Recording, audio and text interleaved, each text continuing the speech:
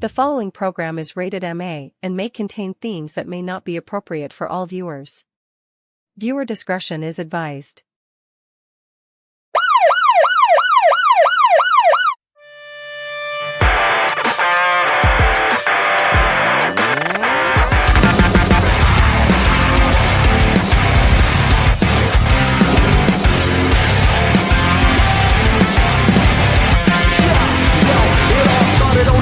Hip-hop, trendsetters, the school of hard knocks and that attitude era. Yeah, I just wanted to be one of the best. Holding the mic as I'm yelling out D-Generation X. I will remember it. I never forget it. We've come a pretty long way. There's so much I could say. It's never really gone away.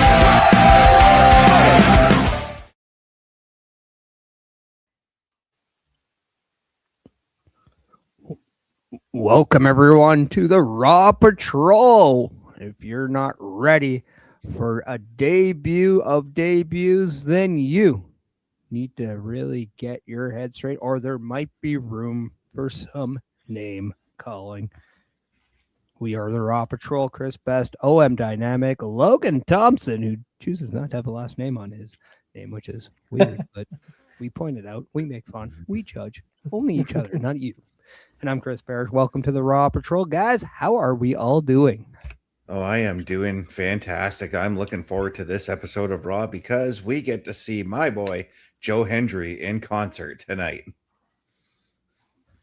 Joe Hendry makes his Raw debut. We get Roman Reigns' answer to Jacob Fatu's challenge for Backlash. We also have a couple of matches set up already tonight. As we know, Penta and Rusev battle over the IC title, as well as Lyra, Valkyria, and Bayley take on Roxanne, Perez, and Raquel Rodriguez. Thoughts on the Judgment Day getting back into the women's tag team scene? I am intrigued by this because this is something that we have been really wondering what's going to happen with those two since before WrestleMania.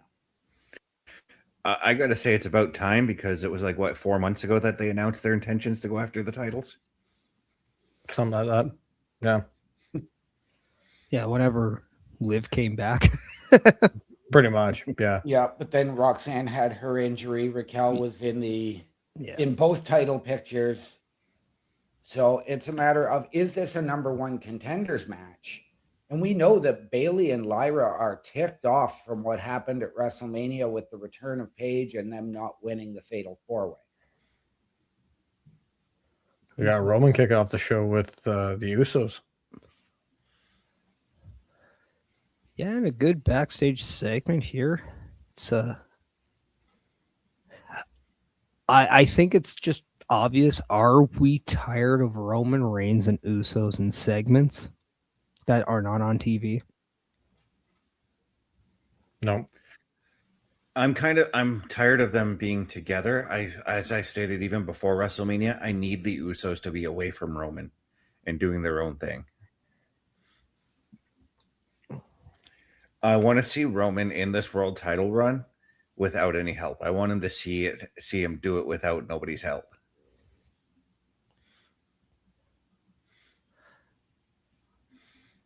No. What I think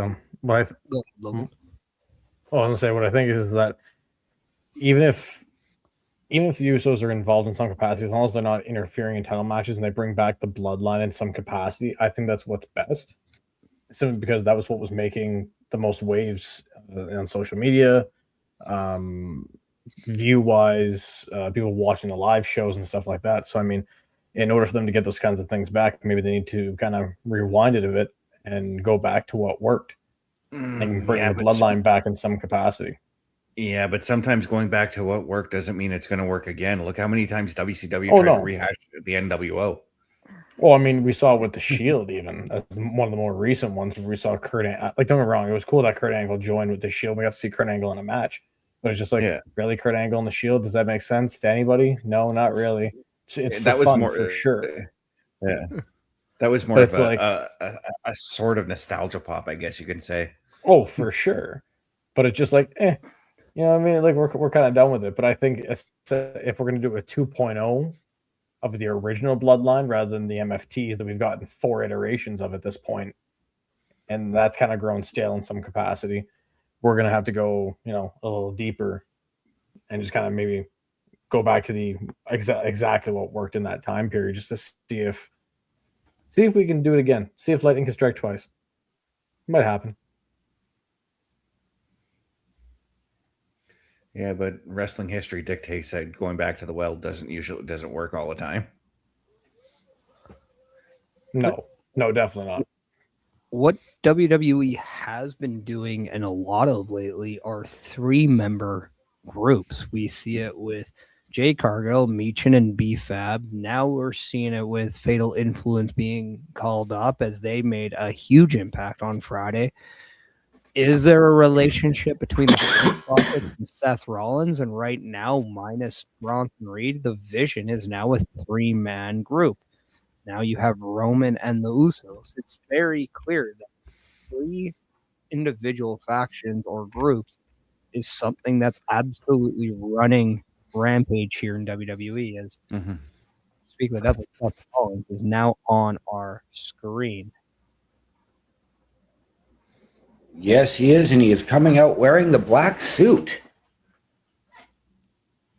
But you touched on it there, and I know this is something that we really don't want to see, but now you're seeing this establishment of 3-man teams. I know where you're going. Do we see them eventually go to the trios title? Yeah, and you can bring back 3-man band for that. I'm going to say no, simply because we do not need more titles in wrestling, especially when there's already sets of 2-man tag titles that are not being defended or used properly or enough as that is. Yeah, and if I'm not mistaken, there's already a trios title down in AAA that's barely being used.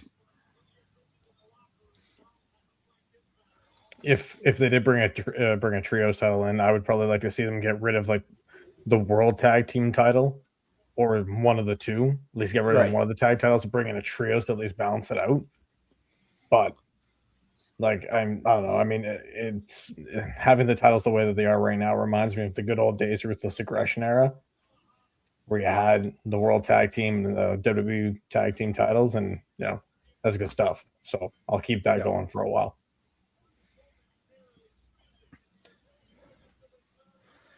I mean, speaking of 3-man teams, I mean, we did have the Street Profits helping out Seth Rollins last week as well. Now I wonder, are they just coming back or are they joining Seth in some capacity? I think there's going to be a 6-man tag. That's pretty much as far as it goes. In some way, yeah.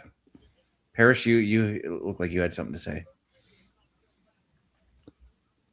No, I was just going to touch more on the trios titles of if by chance the decision was to add a trios title, but to remove a set of tag titles and make women's tag titles, men tag titles, and the trios titles universal to all brands, I could then start getting on board with it.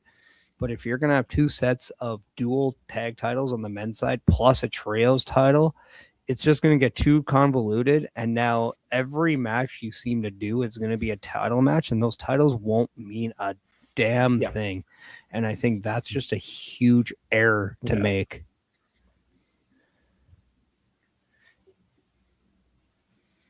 Seth Rollins just speeding it up as the crowd is singing his theme song again.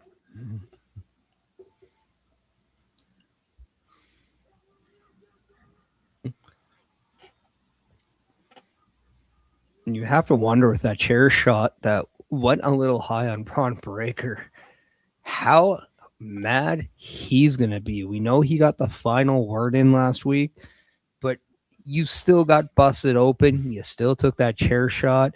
You still want a piece. And he also went into the concussion protocol as well after that chair shot and that boot.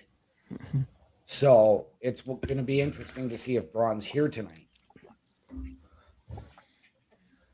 If he's not too busy still partying over his cousin's NFL draft selection, as his cousin Brock was drafted by the Tennessee Titans.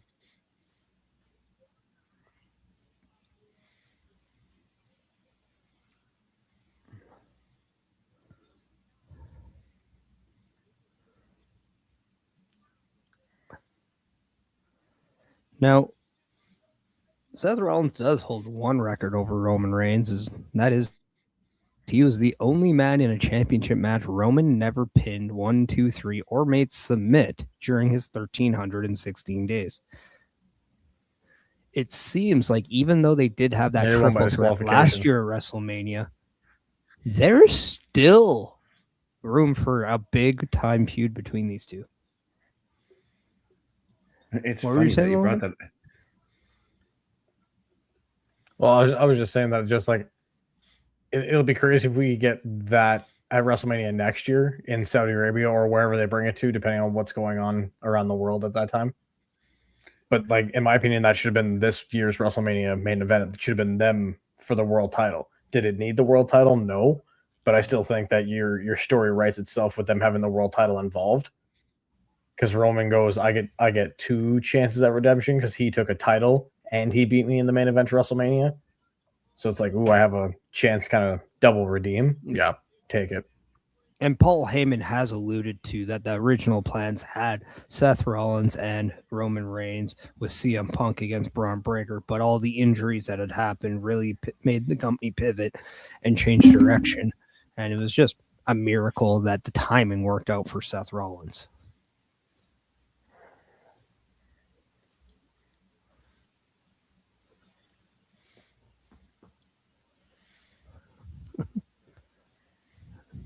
Are we surprised they haven't started beating each other up yet? Give it time. What? No, this is Raw. I don't have patience. Neither should Braun Breaker and Seth Rollins.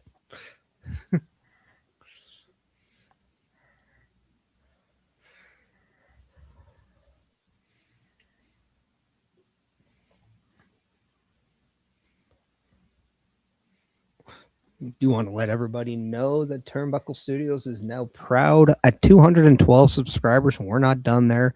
We want to hit 225 by the end of whenever we can do it immediately. Yeah, no, we have a goal of 225. So if you want to help us reach that goal as soon as possible, that'd be amazing. But if in the meantime, yeah, already have subscribed, hit that notification button, hit that thumbs up, and let us know what you think of our show. And if you're by chance in the chat, let's get active. Let's have some fun. We are watching Monday Night Raw, and we, by the way, on the Twitch side, only 4 away from our goal. So let's nice help us out and hit those goals.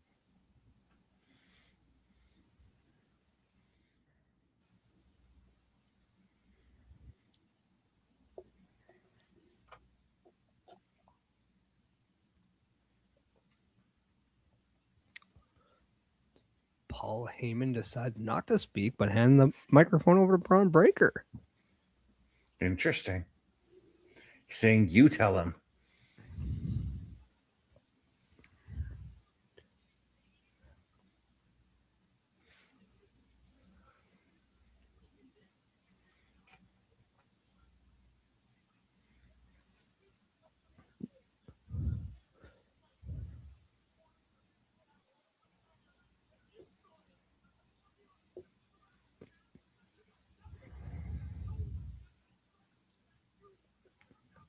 Seth Rollins says he gave Braun everything. Braun saying, what did you give Reed and I?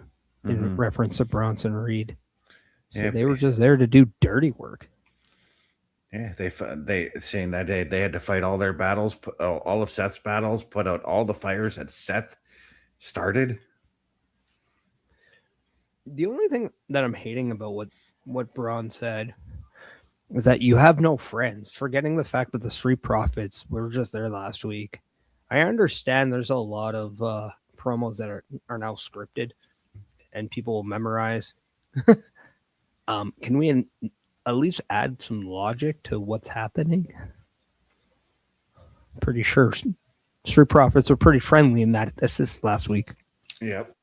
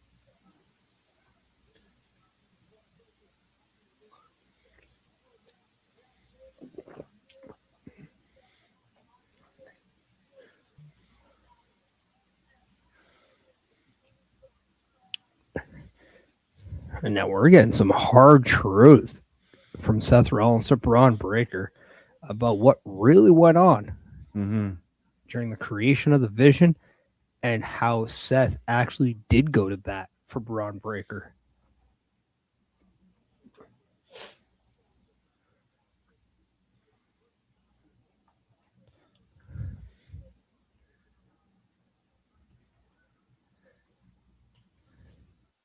This is a version of Seth Rollins that I think we needed to see for a long time.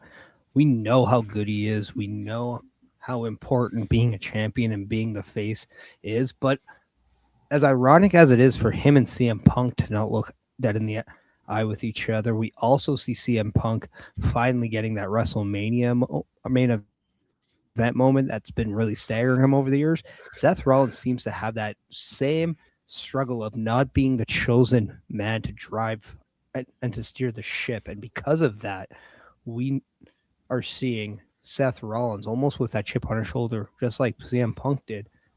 But now that he's acting like more of that veteran, this is kind of the Seth Rollins that we want to see. We're seeing the true evolution of Seth Rollins right now. Yeah, I don't think we're going to be seeing the flashy Seth Rollins for a while yet.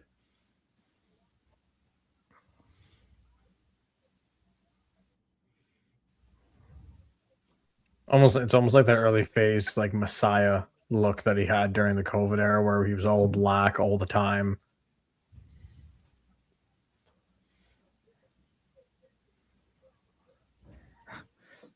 You have to always wonder if that's just an homage to his Tyler Black character that he had before joining WWE.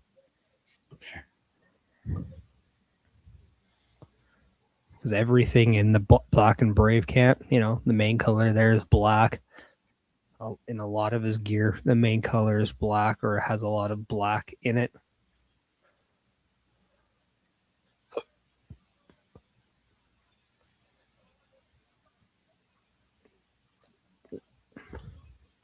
Dang, Seth thinks he's not ready.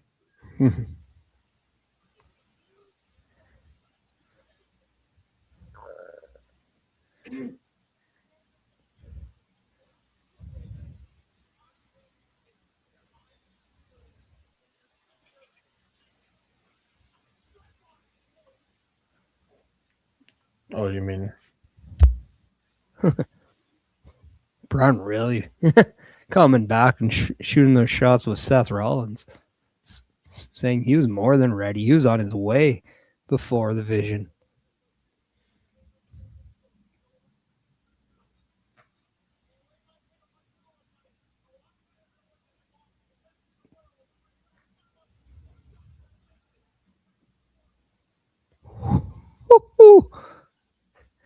There's a shot to Seth in multiple ways, calling CM Punk the best in the world and telling Seth Rollins, you only proclaim it. Saying he can go to sleep and knowing he lost to CM Punk, not Seth Rollins.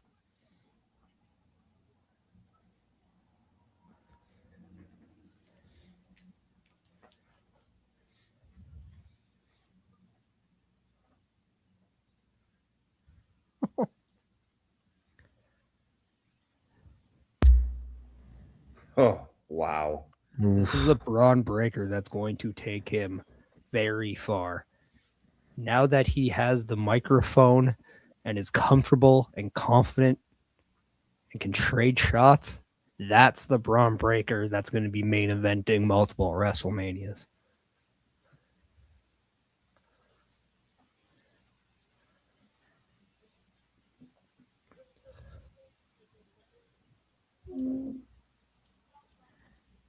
Ooh.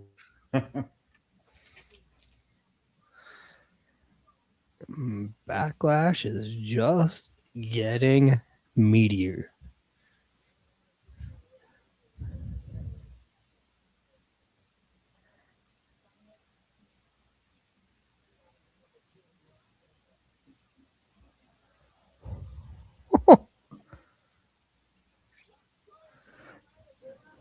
Braun Breaker says Seth Rollins is the best in the world at being number 2, but Seth Rollins says you're not even number 2 in your own family. Dang. That. Okay. I mean, if Braun wants to play the mind games with Seth Rollins, I mean, that's a pretty deep pool you're diving into there.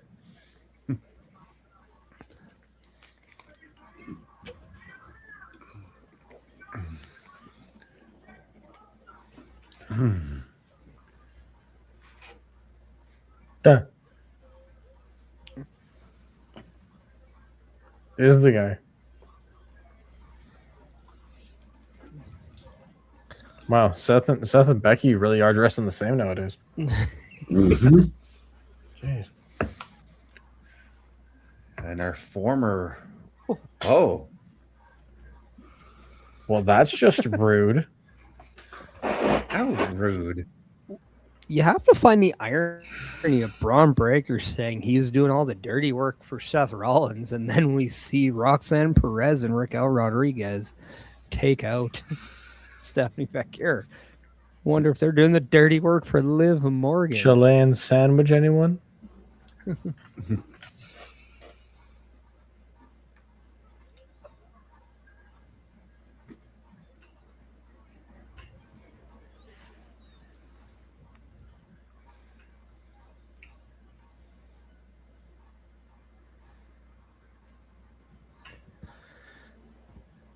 And we're going to get underway with our first match of the night, Penta versus Rusev for the Intercontinental Championship. I mean, we're just rolling already to start Monday Night Raw. Right? 20 minutes in, we've had Roman consulting the Usos for what does he do about Jacob. We've had Seth Rollins and Braun Breaker go toe-to-toe in a promo battle. Now we're going to this. What a way to start Monday. And development from the Judgment Day girls with Stephanie Valkyria. Yeah. And let's not forget, the challenge has been made for Backlash for Seth Rollins and Braun Breaker. And I got to correct you, OMD. This match is not for the Intercontinental title. Well, that was the info I had yesterday.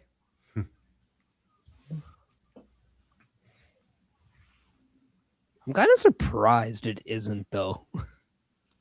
I mean, we have basically Penta doing an open challenge. He throws his title up on a pedestal for a ladder match at WrestleMania.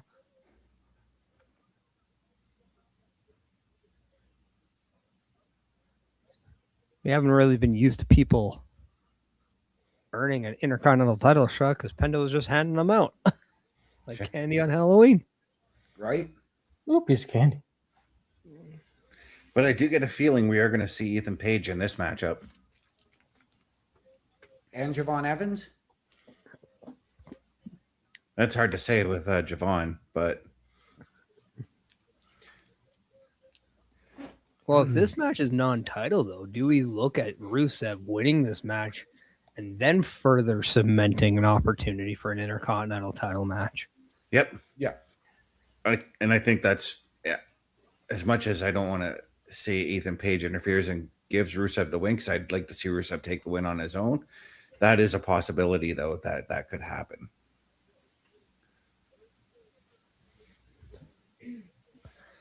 I mean, if you're Rusev or even Ethan Page, I don't think you care about winning the title on your own. I think you just care about winning the title. Yeah. I mean, Ethan Page won the NXT title by just getting kneed and falling on someone. I was there for Heatwave that night. That was such a good finish. I loved it. So good. It was a solid match too, and then just all of a sudden you're like, "Wait, did it just end? Like what?" But you loved it in a good way.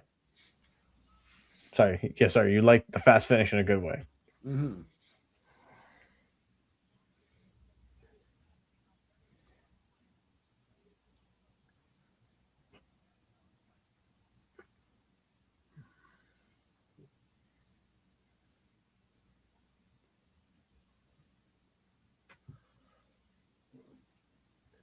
I mean, to his credit, Penta did put up his Intercontinental title against 5 other opponents at WrestleMania in a ladder match. He didn't have to tap out. He didn't have to get pinned.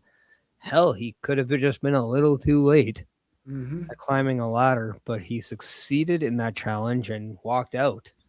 I mean, you got to say something for the good old testicular fortitude of one Penta.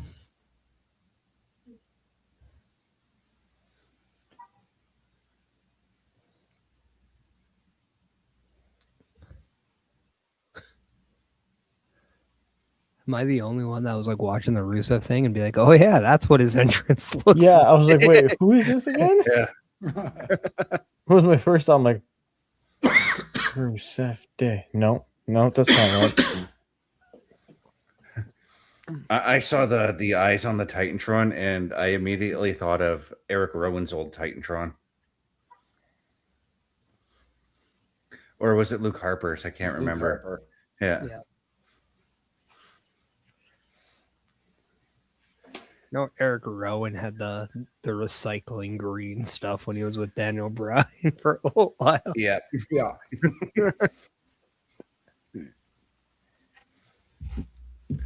But speaking of Titantrons, I kind of want to see Penta make a slight adjustment to his.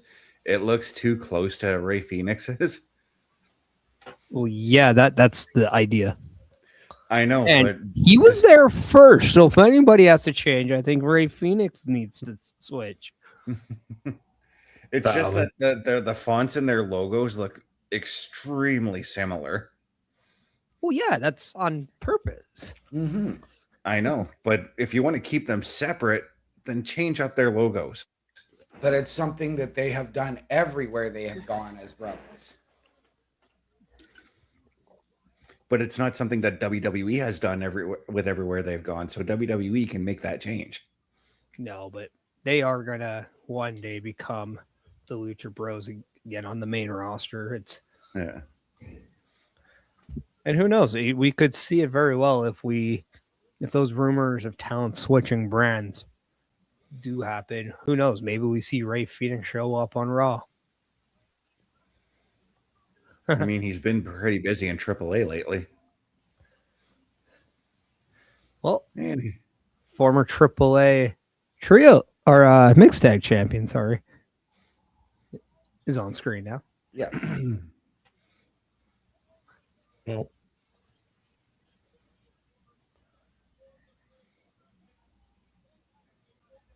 I think he just wants to get a close up of the action.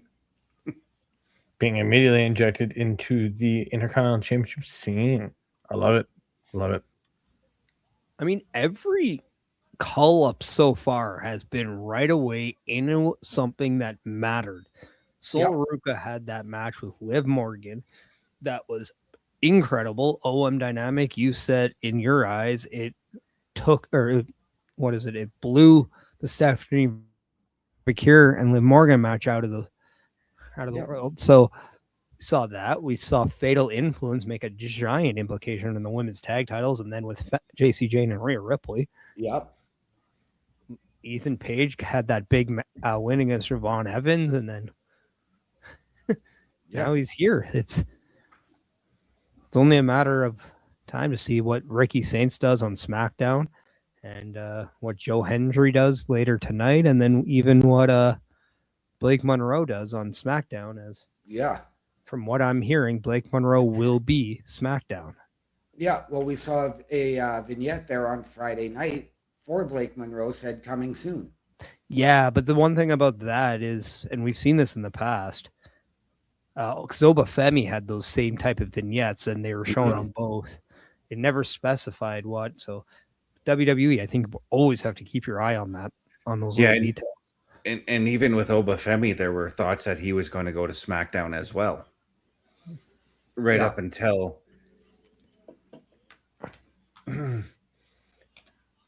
right up until like it was pretty much confirmed when he accepted that challenge from Brock Lesnar that he was a Raw guy.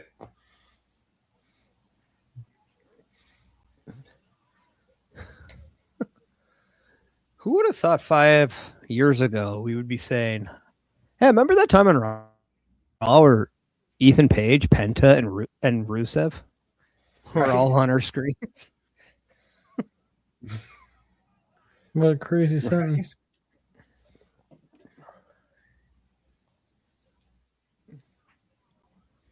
Gotta love the color choice by Penta and Rusev.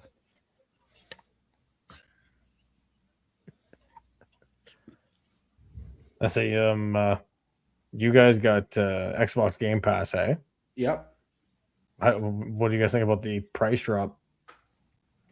We or just saving face? We discussed that actually on Thursday, and I think it's a great thing. You know what else is a great thing, though? This match right now in the ring.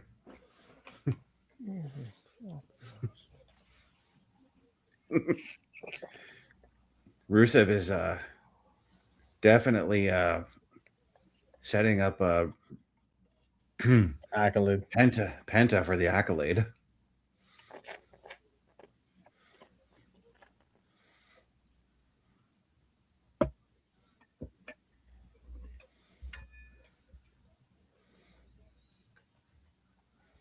I like how the announcers say he's been running roughshod over the last couple of weeks with the WWE or with the WWE, but I guess they're right because he's only technically been on our screen for 2 weeks, but the way they worded it or the way they said it made it sound like he's been doing it for like a month.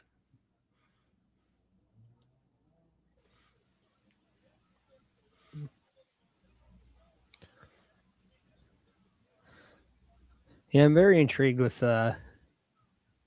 Ethan Page and his involvement on Raw. I think it's going to be it's a much appreciated one, kind of like the way Kevin Owens is when he's put into a division. He's just a fresher breath air.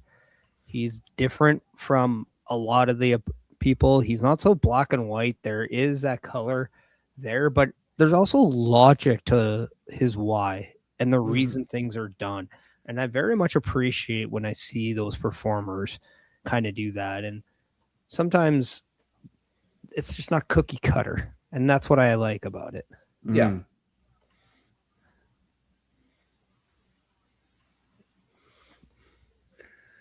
Yeah, like him just being out here watching the match right now, he's totally in Penta's head over that. That's for sure. I don't know if he's in Penta's head or it's the boot of Rusev for now, but you also have to wonder too, if you're Rusev and you see Ethan Page, does that piss you off? Does that bug Rusev? If by chance this match goes and Penta does win, does Rusev get a little annoyed by Ethan Page? And on the counter, if Penta loses his match, does Penta get more annoyed with Ethan Page?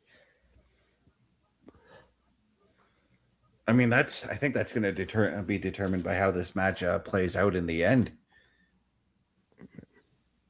Because I can 100% see Rusev being upset if there was, let's say Ethan Page tries to get involved and Rusev gets disqualified or Ethan Page takes all the credit for Rusev's win because of whatever he does.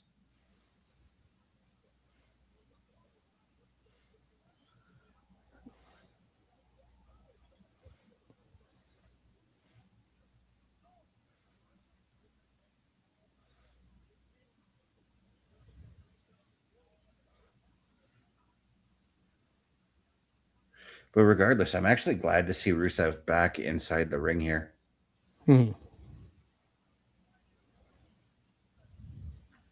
Yeah, because this was something that was lacking. He would be there, then gone, and his booking really is reminiscent of Penta's first year. It was Penta was there every week, but wasn't necessarily getting the results. Rusev has been in and out. We've only seen him really since the Monday before WrestleMania through now. So I mean, about 4 weeks. Yeah, and I'm really worried about after this. Where do they go with Rusev? Does he just sulk back into the locker room, or do we give him something else, something a little more meaty for him to chew on afterwards? Well, I've said this, and I know you've said it as well, is I'd like to see him continue with Oba. It will give Oba something to do, let Oba truly establish working bigger men. At the same time, I wouldn't be opposed to Rusev making the move to SmackDown to go one-on-one with Royce Keys, Solo Sikoa, and Ilya Dragunov. Yeah, there's just something about Rusev holding the U.S. title that I'd like to see again. I enjoyed it the first time, that tank entrance of WrestleMania, all the good stuff. That was fantastic. Yeah.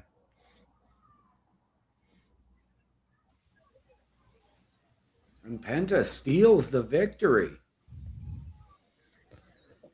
You can't blame Ethan Page on that one. No, you can't. That was Rusev's mess up there. Ethan Page. We have Michael Vasquez coming in on Facebook saying, "Good stream. Thank you very much, Michael. We appreciate that." My name's Chris Parrish. Logan Thompson is to my side. Up top, we have OM Dynamic and Chris Best. We are the Raw Patrol, 4-6 of Turnbuckle Studios. Thank you for joining. And if you can, please subscribe to the channel and hit that notification button and alert yourself when we go live all the time. Okay, so now we're getting that altercation between Rusev and Ethan Page saying we're not a team. Yeah, Rusev backing Ethan Page off. Back off. Yeah, and Ethan ran in like he was about to team up with Rusev. Let's do it again. Let's do it again. No.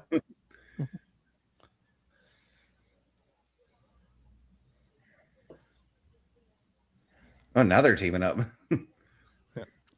Rusev's like, okay, so maybe there's something to this. I'm gonna bounce you with it. Boing.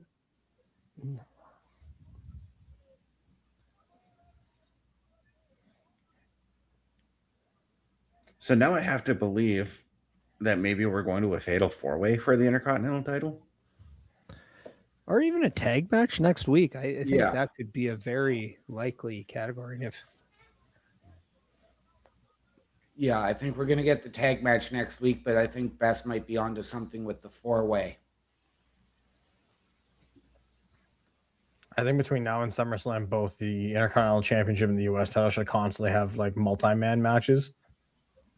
Same thing with the women. Just keep that flow going. Let the ladies shine.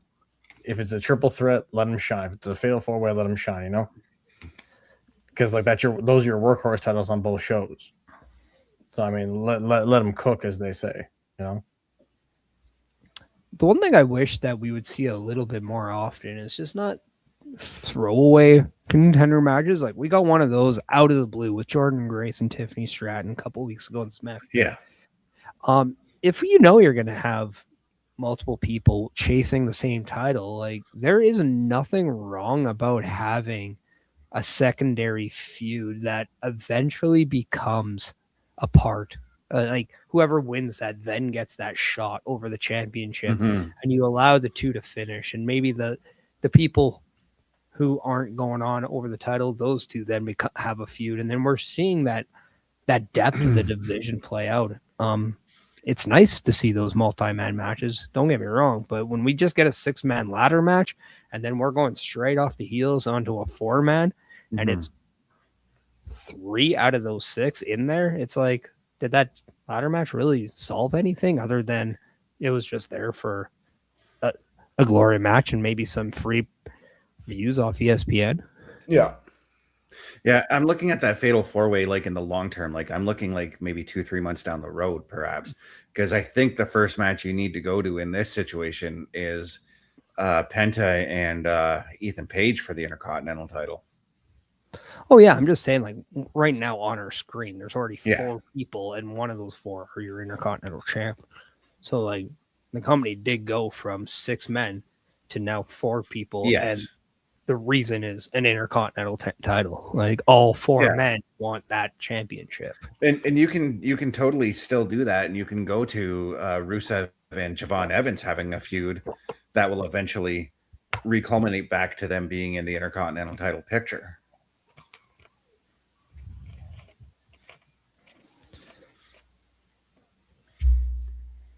Because just as you said, you can do that feud where they're actually feuding over the number 1 contendership as opposed to actually winning just one random match and then going into that match. I just think too, like for long-term stuff, you can really keep things going 4 to 5 months and not run it dry.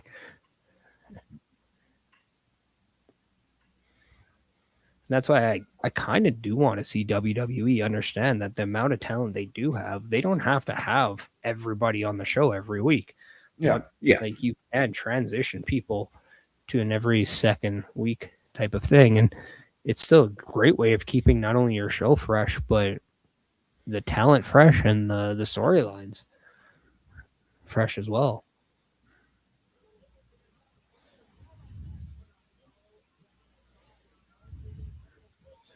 It looks like El Grande Americano and Rey Mysterio. Is that what I saw on my screen? He was talking about the mask versus mask match, but I don't know if he was challenging. So, but now we are going to hear from our new Women's Intercontinental Champion, Becky Lynch, coming out with her set piece. Yes. And as she's making her way out, let's just hit a couple of quick ads before then, and then we'll get right into it. We're going to play both our Shop and Help Wanted ad, and the reason is we might end up be putting them both together soon. So how about we get used to doing it? A Turnbuckle affiliation program is looking for more people. If you have passion level for pro wrestling, sports, video games, or something else, then Turnbuckle Studios is the place to be. If you have ever wanted to pursue content creation and want to join our team, then we would love to have you. Check out turnbucklestudios.org or contact us by email today because your future is now, and we want you to tap in.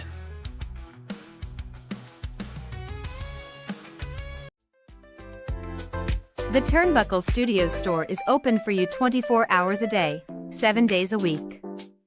Get the merch and represent the best from the shows you watch on a weekly basis. Multiple styles to choose from with over 10 products available. Don't get left out and pick up all your favorites today. Find us at turnbucklestudios.org. And there you have it, ladies and gentlemen. Turnbucklestudios.org is your home for the Turnbuckle Affiliation Program. All the information on how you can join us is done by hitting the join button. Email us your credentials. Tell us how you can help us, how we can help you. We will sit down as a collective, just like Logan did, and we will find the right fit as well. Support your favorite shows and your favorite podcasters by heading over to our shop, powered by Redbubble.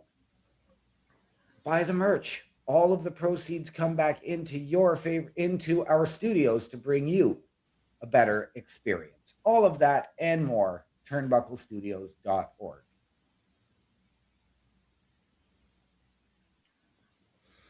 As right now we're taking a quick look at what the WWE legend Danhausen has done to the Miz last week.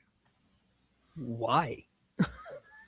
Yeah, I gotta ask the same question. Why couldn't this have been saved for maybe because I know that they do a SmackDown recap every so often on Raw. This could have been saved for in between segments because we're getting ready for Becky Lynch right now. I just don't get it because this whole thing was played on SmackDown. Yeah. But anyway, we got Bobby Stats coming in the chat saying hello and just like the video on YouTube. Appreciate that very much. We are getting a recap of these segments, and I get it. Danhausen appears on both shows. But unless The Miz is now on Raw, I don't see why this has to be on Raw.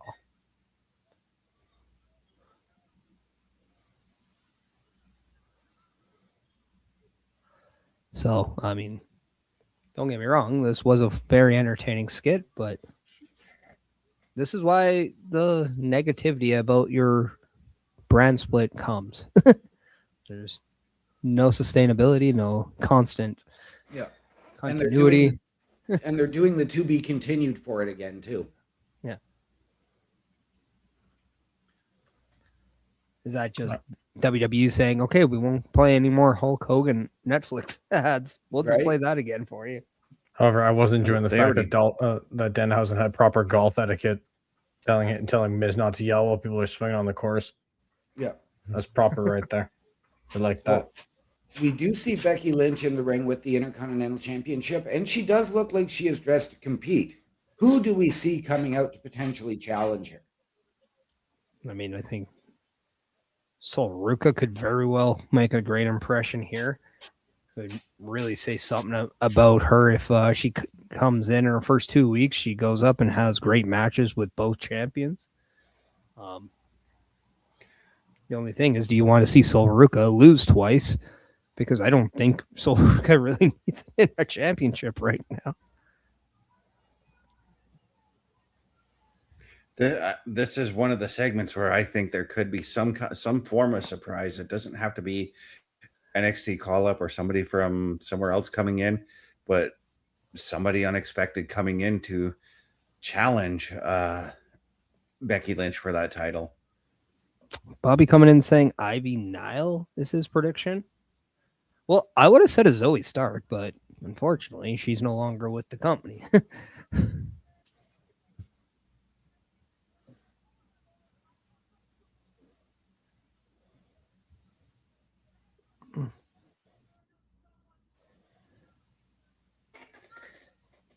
But does this become a spot where maybe we get an Io Sky coming out? Well, possibly at this point. I'm not too sure what could be that, as we're awaiting a fifth man. Who could it be? This is where you're going to have the Elimination Chamber sound effect. Or just the Royal Rumble countdown, just to get everybody saying, well, we know it's not Jericho. The only reason I was saying Chambers because there's 6 of us. Usually at most. I've seen 6. Yeah.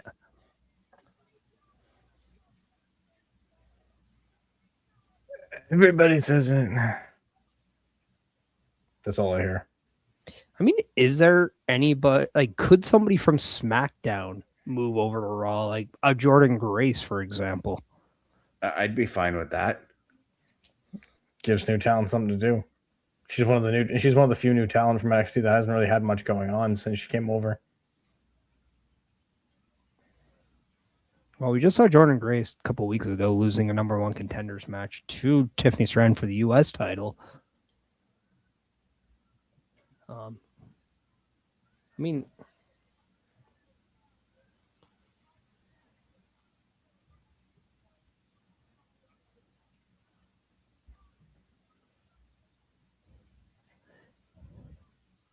I'm just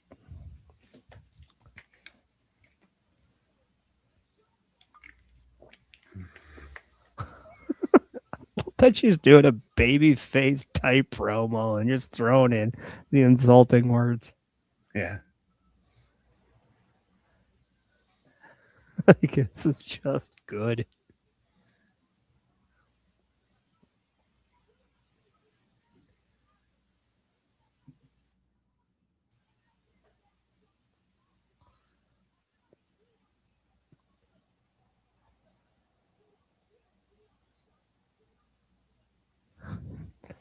I mean, this definitely has a lot of somebody new.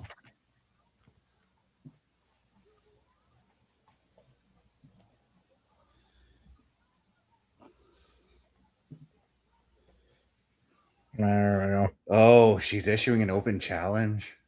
Yep.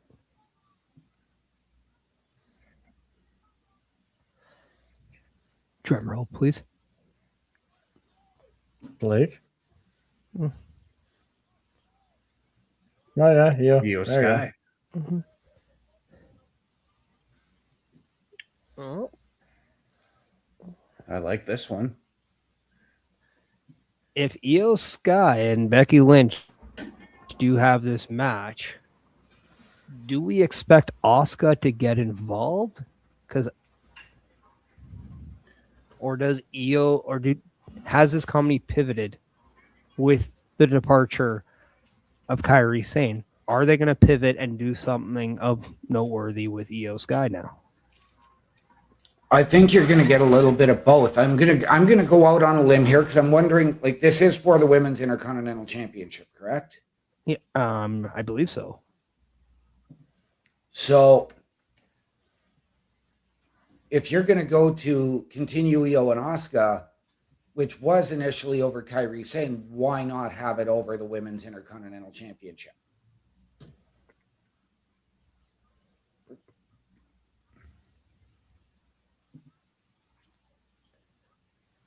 Or why not, as Parrish had said, why not have it so that if Asuka costs Io the match tonight, you have Io and Asuka feud over who should be the number one contender for the Intercontinental title. What happens if Asuka comes out and beats up Io and they fight to the back and this leads to somebody else? Right?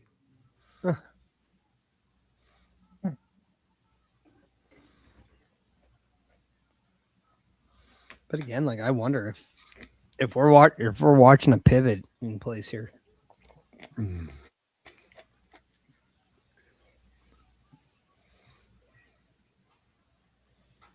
Bobby coming in saying Laredo kid from AAA did a match on main event against Joaquin Wilde. And what if Natty gets involved and goes after Becky Lynch?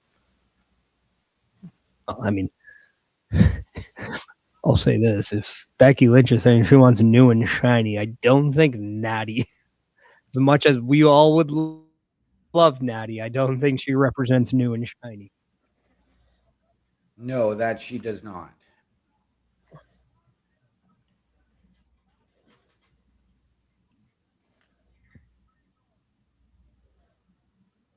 Oh, and here comes Scrap Daddy himself.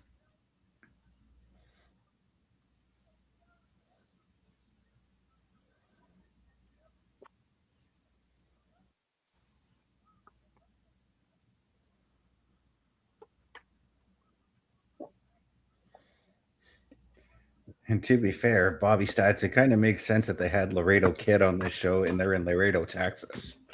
Yeah. Only if he lost, because that is the WWE way. Yeah. Nobody wins in their hometown anymore. Unless you're in Saudi. They have enough money to make it happen. Well, I mean, Sami Zayn lost the last time they were in Saudi. Yeah. Last time I checked, he's from Montreal, though. Yeah, but they treat Saudi like it's his hometown, too. That's because they don't have anyone else from Saudi on their roster. Yeah. They got rid of Mansoor.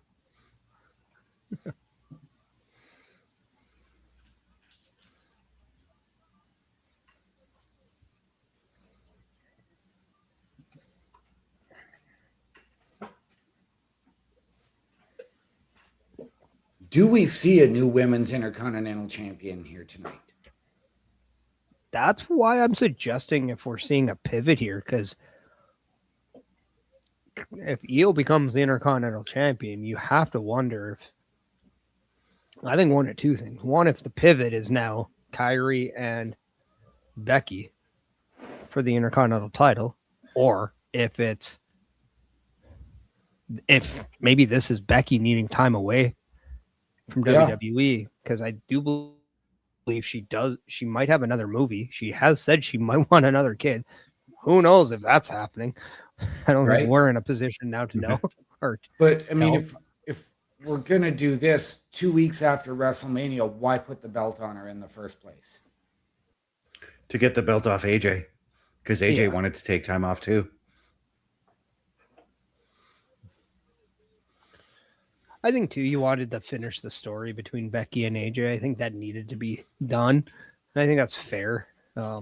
It absolutely needed to be done, but I think the only way that would have been done was had AJ won. Because I think now you give AJ a reason to come back in a couple of months, but potentially leading up to SummerSlam.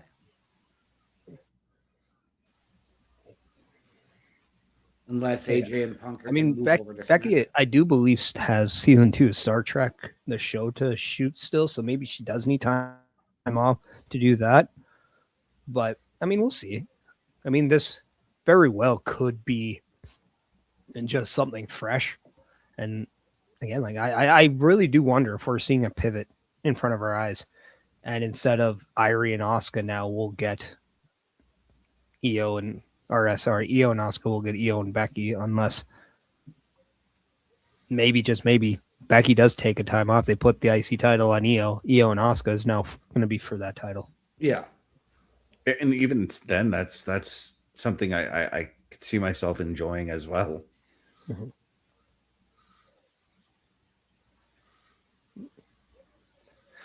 And then I will let everybody know that after this match, we will play our calendar video just so we can get it. We know that on Netflix, there's no ads or commercials. They usually just go right back into the match, especially for us in Canada. Yeah.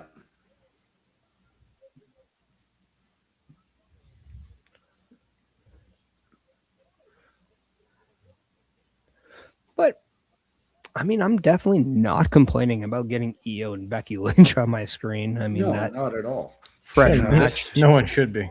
Two of the very best in-ring workers in WWE. And I'm not just saying women. I'm saying of all people. Yeah.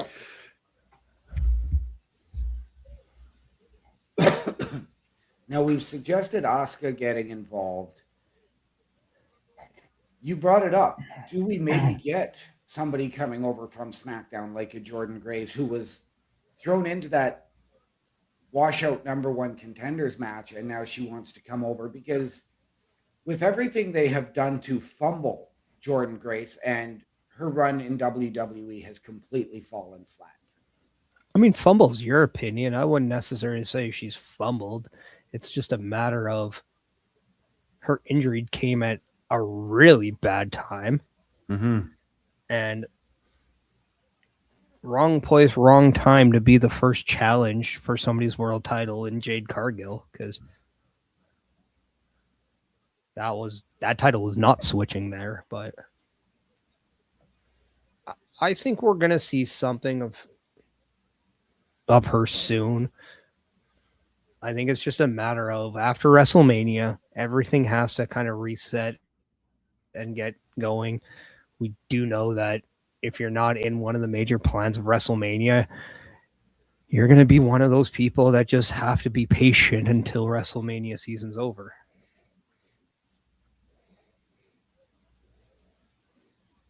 Yeah, and if Io's unsuccessful in winning the Intercontinental title tonight, that is something that you could do with Becky going forward, as you could spin her off to Jordan Grace if she were to come over. And you can still spin off Asuka and Io. And again, that's where you have that feud to see who becomes the next #1 contender. Yeah. And we do know that Jordan Grace has been very vocal about wanting to become the first Paul Heyman girl on screen. So if she becomes the first female member of this iteration of the Vision, why not have, I say, a Becky Lynch turn incoming, and we have Becky and Jordan Grace, as we know Seth Rollins is leading their charge against the Vision. Yeah.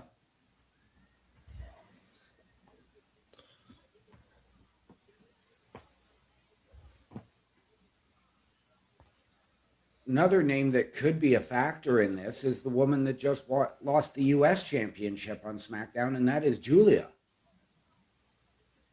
I get a feeling with Julia, though, she's going to want a rematch against Tiffany Stratton before anything else.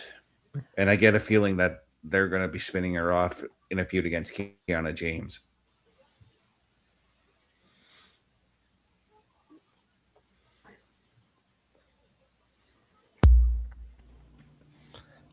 Yeah, I'm really intrigued with the women division over on SmackDown. It's something I think, if you remember the SmackDown 6 from the original draft separation, I think they're doing something similar with the women on that side. Mm-hmm.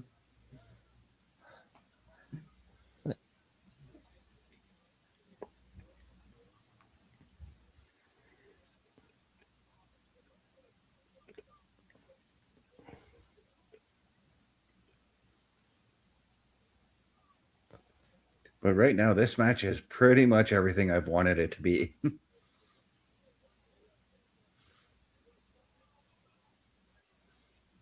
Hard hitting and fast. Whee! Oh. I mean, what more can you expect out of a Japanese woman and the Irish lass? Right? Now, since we're getting right back into it here. What I do enjoy though right now is we aren't getting Jessica Carr as the official in this match. We do have another female ref in this match, so I think that narrative of Jessica Carr and Becky Lynch might be over as well. Yeah, this is referee Victoria Dierico. Yep. Who herself is also a former pro wrestler as well. Mm-hmm. But we've already seen Becky get into her face as well in this matchup a few times. Becky just has a history of getting in the faces of officials. I was just gonna say maybe that's Becky's story, is she does not like the officials in general. That might be the Irish temper in her. She's a officialist. Wouldn't it be a narrative if Becky hates female refs? Right. The man hates female refs. What a tagline that would go Right? on social media.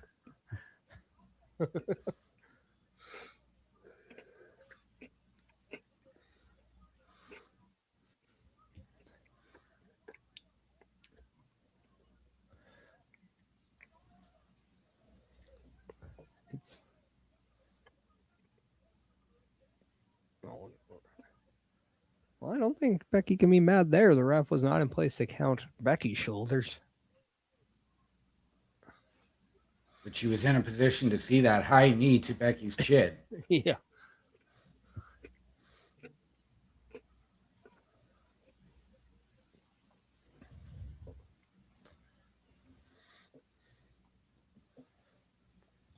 But as right away, though, we got some great dialogue from some of the big stories on Raw, followed by two matches that involve two Intercontinental champions, one for the title, one not. I mean, a great way to kick off Raw, and what this hour just absolutely flew by. Right? Here tonight. And I mean, let's not forget, still to come, we do have a Joe Hendry concert. We have Roman Reigns answering Jacob Fatu, as well as a tag team match between the Judgment Days and Lyra and Bayley there. So, yeah.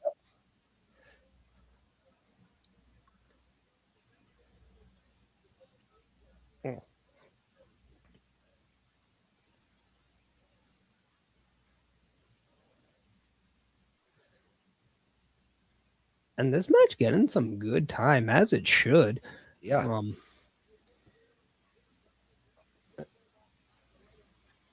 And this does give me a lot of the vibes from that match on Friday with JC Jane and Rhea Ripley, where it was pretty much one-on-one for a good chunk of that until the very end. I wonder if that's going to stay true. And if we do see an Asuka come out, do we see some shenanigans? Or do we get that new Intercontinental champion that's been talked about as well? You know, the one thing I'm happy about with this match right now is when we see those open challenges that we don't expect who the opponent is. Sometimes they end pretty quickly, but I'm glad that under this current regime, with those open challenges, we're getting decent matchups. I mean, definitely a time and place for the quick matches, but yeah, like the competition in WWE right now is just so good that you're only cheating your audience by doing that.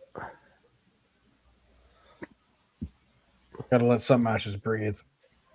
Mm-hmm.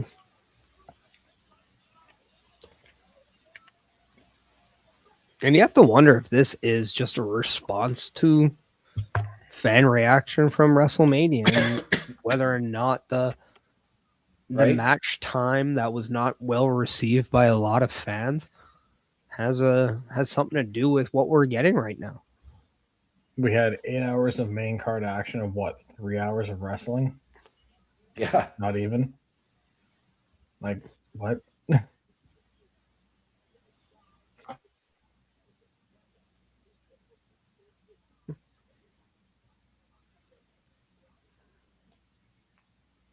I mean, they always say less is more, but like that doesn't ring true for time in the ring. No.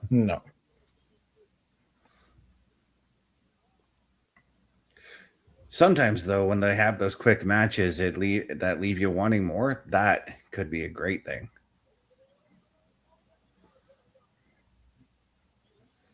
Especially if it's a continuing feud. And like I said, if those quick matches leave you wanting more, you know you're going to get more because that feud's not finished. Yeah. Do want to thank you, Bobby, for those kind words in the chat. Appreciate that. Yeah. Appreciate you, Bobby. I thought that was a 3 count there. I was just going to say a weird fall with that manhandle slam there from Becky. And I'm at a point where I kind of want to see Becky Lynch move away from the disarm her and focus more on that manhandle slam as a finish. Yeah. Mm-hmm. I do got to say, though, earlier in the match, he did like a double underhook powerbomb into the disarmer. I loved that transition.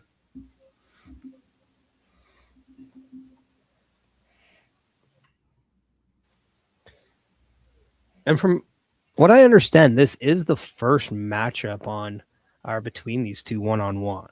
Correct me if I'm wrong, but I don't think we've had a true one-on-one match between these two before. No, the only other match I can think of that they might have been against each other was War Games.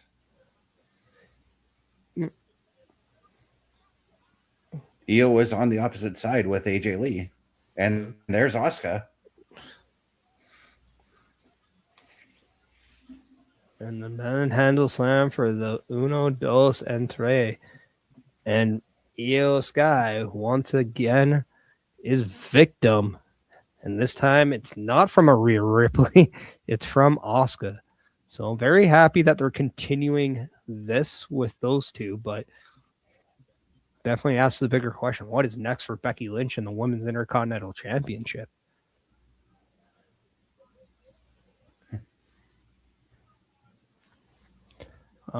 Quick thoughts on this match before we show everyone our weekly schedule. I like that quick little stare down from Asuka there. Little tease that maybe Asuka wants the Intercontinental title.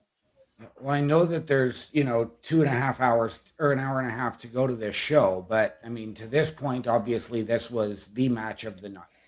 Oh, yeah. And the women just seem to bring it and take it up another level from what the men do.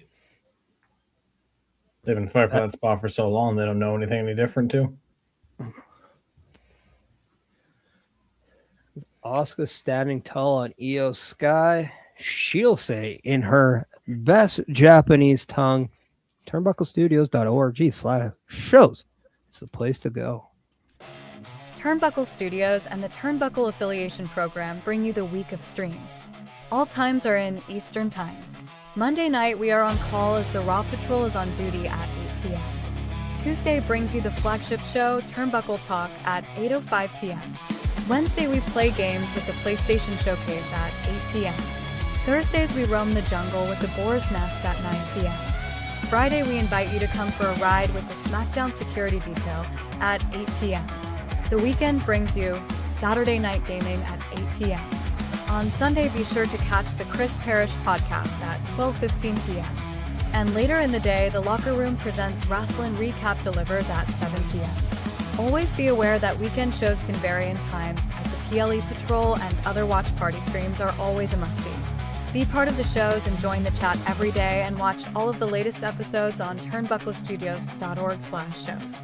And please do not forget to drop a like, follow, and to subscribe to all of our channels, and when the time is right, all you have to do is tap in. And once again, there you have it, ladies and gentlemen. Turnbucklestudios.org is your home for the Turnbuckle Affiliation Program, and that is our weekly calendar of events. And we want you to meet the team behind all of those shows. Chris Best, Chris Parrish, Logan Thompson, Bubba Duke, myself, and of course the Godfather, Carl Carafel. Go to our individual links, get all of our socials, and watch our latest weekly live episodic broadcasts. All of that and more, turnbucklestudios.org.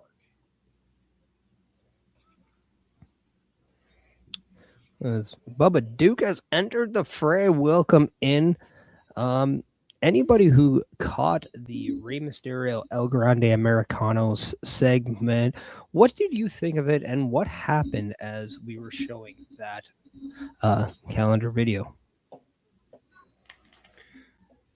I couldn't tell what they were saying because they were speaking in Spanish for the majority of it, but the takeaway I still get is seeing the original El Grande Americano and the Ludwig Kaiser El Grande Americano, and I love just how the original El Grande is the heel in AAA, whereas El Grande Dos is the babyface there, and he's and it's vice versa up here. I just love how they're doing that.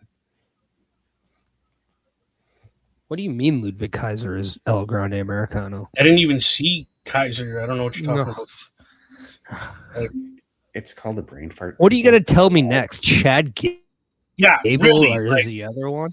His come help on. is Pete Dunne. Razor. Get out of here. What do you have, X-ray vision or something? Maybe I do. Well, you be wrong, son. I seen El Grande Americano, and then some copycat that's calling himself the original, and great luchadors on the other side. I don't know what you're talking about. All right, Logan. I'm talking about me having X-ray vision and seeing Ludwig Kaiser. Oh, no. Logan, this is why we brought you in. What were they saying? To be honest, I was hearing our commercial for a lot of it. I was hearing them in the commercial, so I'm getting like the voice, and I'm also getting El Grande, so I'm hearing El Grande saying tap in. I could go back and watch it if you want. The only thing I understood out of that was one of them saying, "Dos cervezas, por favor." I mean, Dos cervezas. Cheers to that. But But after that, we did get LA Knight and the Usos in. I believe they were speaking English. How are we viewing LA Knight's involvement right now? Because it seems like he's kind of lost, but there might be a direction. He got in the face of Gunther last week. Now getting, I don't want to say in the face of the Usos, but he kind of did. What did we think about that? I think there's a subtle build to LA actually finally entering that world title picture. And it's possible that by SummerSlam, we see him in that championship picture, if he wins the King of the Ring or if he wins Money in the Bank after SummerSlam.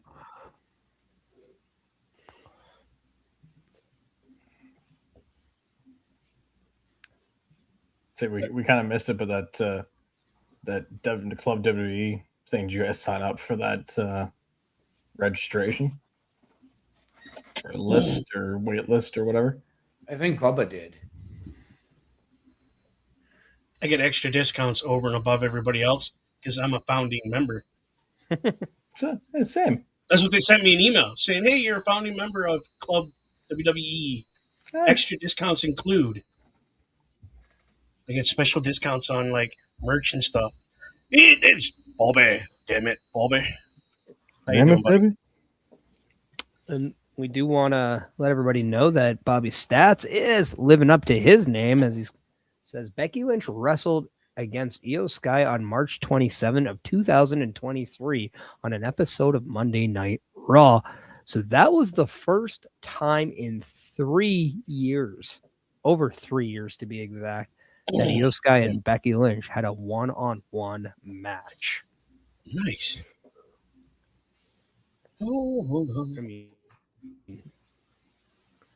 pretty crazy, but I mean, we still haven't had a true one-on-one feud between Bayley and Becky Lynch. Right? So, No. I mean, pretty wild what hasn't been done yet still with some of these veterans on the roster. Look at this. Well, sorry, go ahead. Yeah, well, we're getting Joe Hendry in concert next because we saw a quick snippet of Joe Hendry in the ring.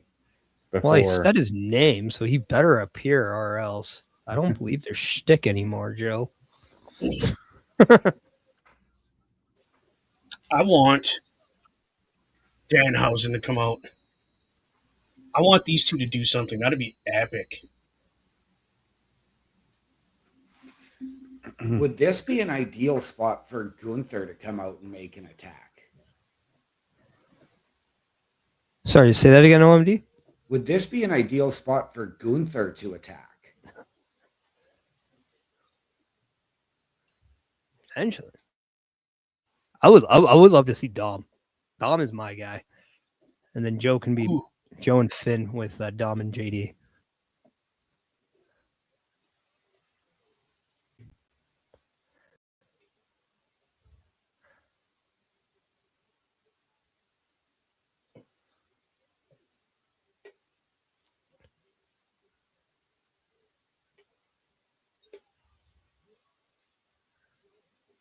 You should change your shirt from blue to red then.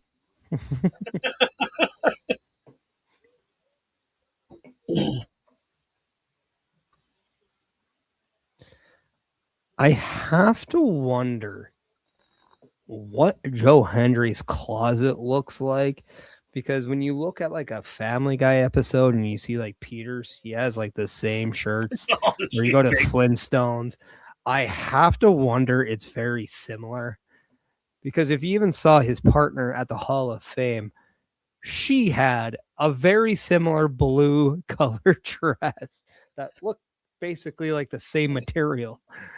And I now have questions about their wardrobe. Well, he's going after Logan Paul verbally here.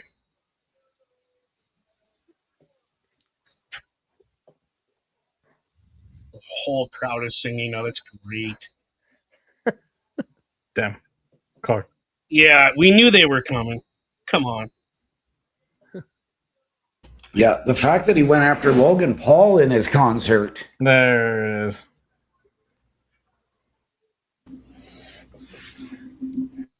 It wasn't just Logan Paul. He was going after a bunch of it. He was going after everyone.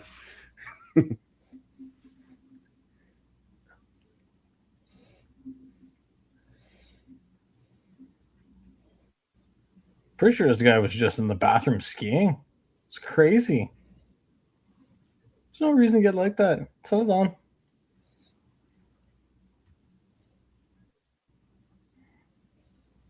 Why does Logan remind me of the kid from Rookie of the Year who like broke his arm and it's stuck in that position? Right. Like he has that in the same position as whole entrance with the title. That or a Swiffer, or that or a swivel mop. One too. It's like funky buttload.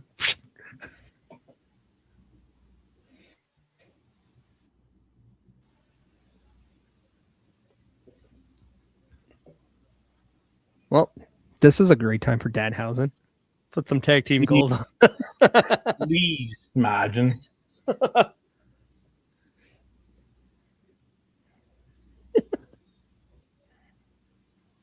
We are the pressure. Wait, what? No.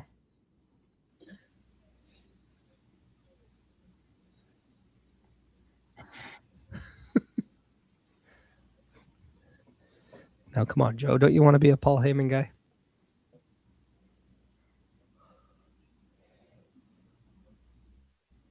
A chair almost hit the announcers. I mean, could this be where we see LA Knight get physically involved in? Maybe.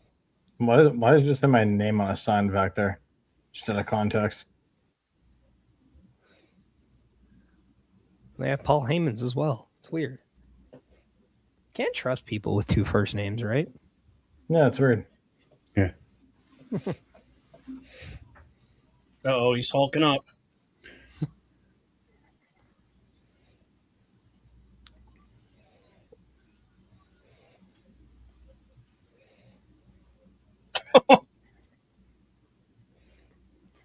And as expected, this goes into a 2-on-1 beatdown of Joe Hendry. Yeah.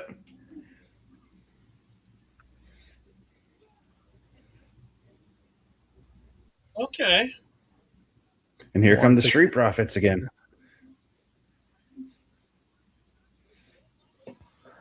Isn't it funny that the team who says we want the smoke returns on 420? By the way. Yep. The irony was not lost on me then. Man, there's gonna be Battle of the Black Pants. Black Pant Battle. It's on Raw right now. Like, ain't nobody wearing a different color anywhere. What? You know, Hendry is. Yeah. He's got white. Oh yeah, Joe no, Hendry but like just clearly stakes that he is not worried about peeing his pants right now. no, it's just everybody else is just 4 out of 5. Oh my god. I forgot he does that. Oh my god. There you go. There's him hulking up now, Bubba. It's like he does a high jump. He's like, "Wee."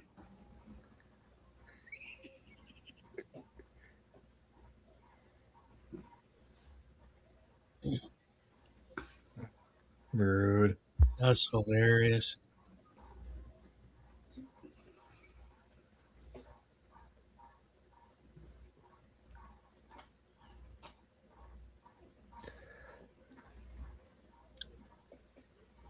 I mean, did anybody have Street Profits and Joe Hendry on their bingo card? No, but I mean, we didn't have the Street Profits and Seth Rollins last week either. So Seth Rollins wasn't invited to the cookout last week, and that was it.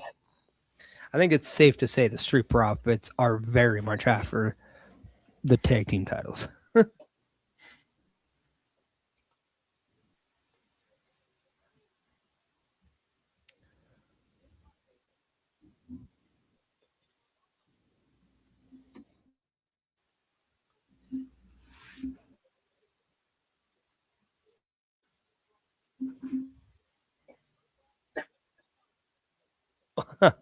And Grayson Waller, it's nice to know you, but R.I.P. as he has now talked his way into a match with Oba Femi, it seems like.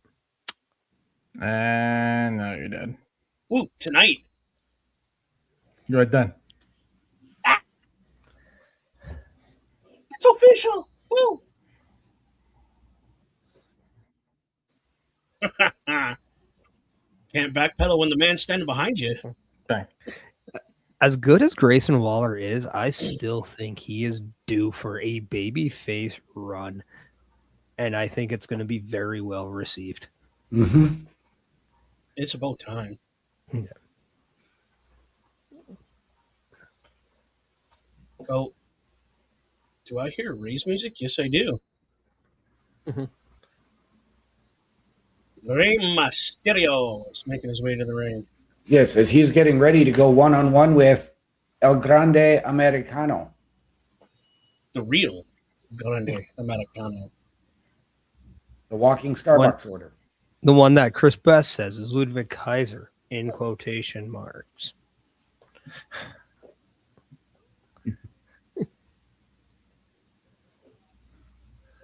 I keep seeing all the memes where it's like everyone's retiring before 50 or around 50, and it's like Rey Mysterio's like, watch me jump over the top rope again. Right? It's like, hold my cerveza. Right?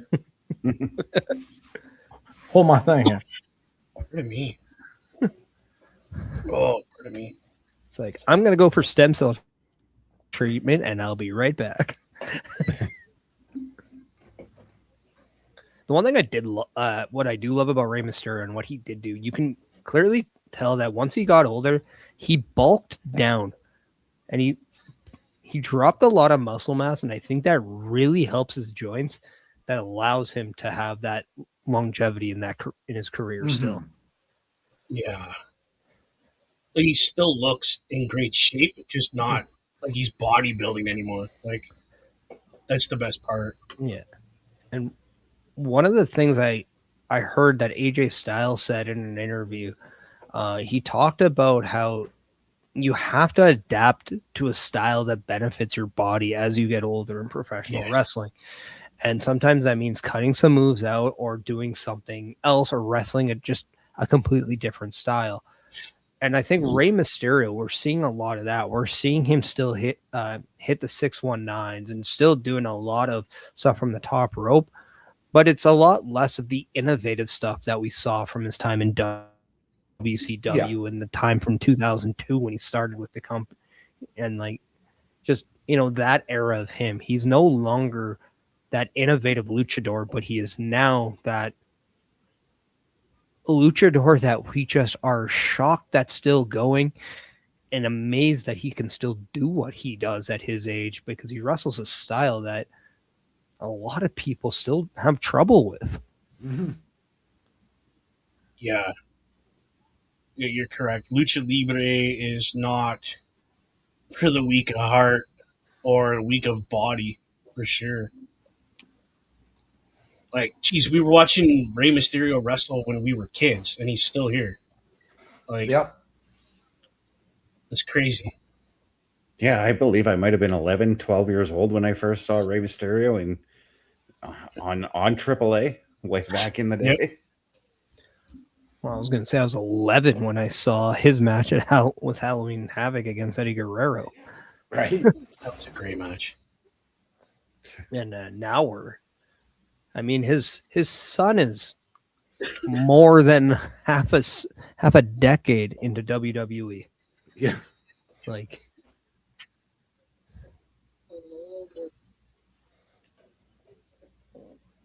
just pretty wild to look. And I remember right before WrestleMania, I watched WrestleMania 19, and only Rey Mysterio and Brock Lesnar were on that card and still wrestling at this year's WrestleMania. And it just happened to be both of their WrestleMania debuts. And that from 42, I mean, we're looking at what, 23 years? Yeah. Yeah, holy cow.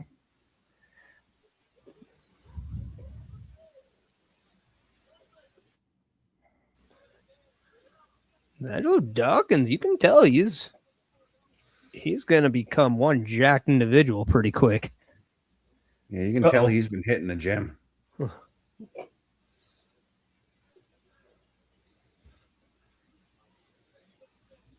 No.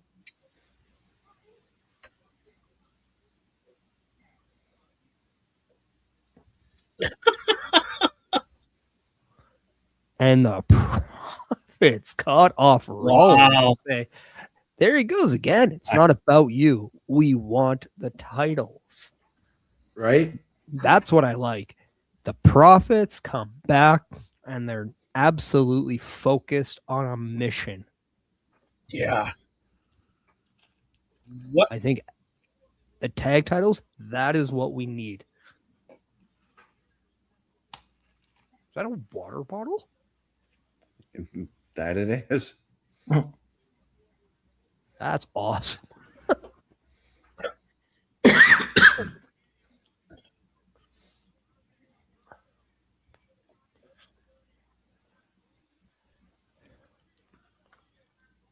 Saturday, May 30th at Noche de la Grande, mask versus mask match. We're going to find out who one of them is and if.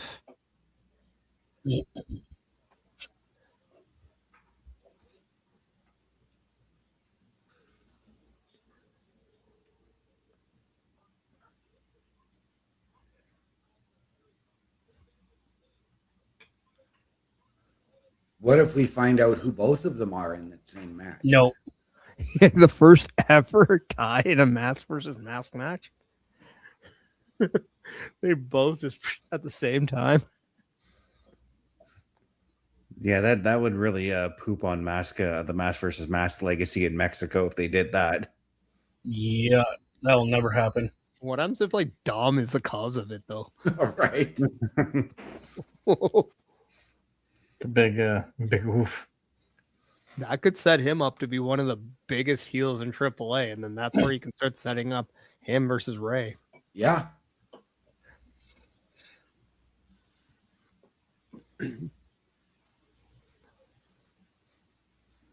I mean, completely F up this storyline, but I mean, you get a pretty epic one. Nice.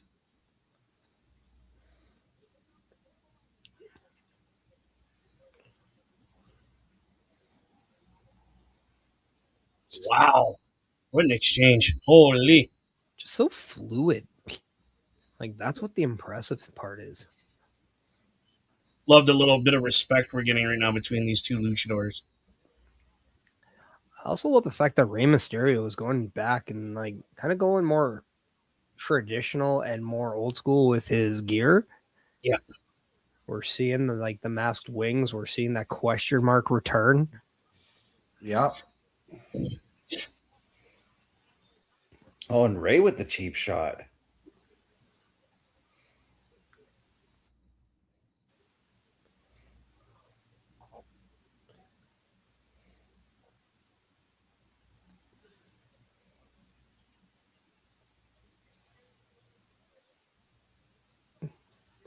Ooh. It's actually funny too, because a lot of people would always assume, because I've said Shawn Michaels, Chris Jericho were two of my favorites growing up and some of my biggest inspirations getting into wrestling. Rey Mysterio is always and will always be that one guy I would love to get in the ring with. Yeah. Right. Yes. Out of all the luchadors that I respect and other wrestlers that I respect, yeah, I agree with you. Rey Mysterio will be the one that ultimate, let me get in the ring with you just to learn.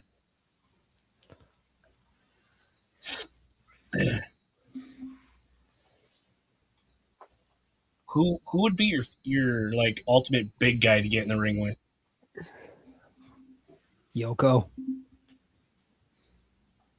I can see that. Yeah. Okay. I'm the crazy one who like I love when people chop me. I love taking the good old fashioned ass kicking. Yep. I have no problem. My son gives me a bonsai drop at least 5 times a day, so just might as well give me Yoko. Just get it done with, eh? Yeah, I mean, you know what?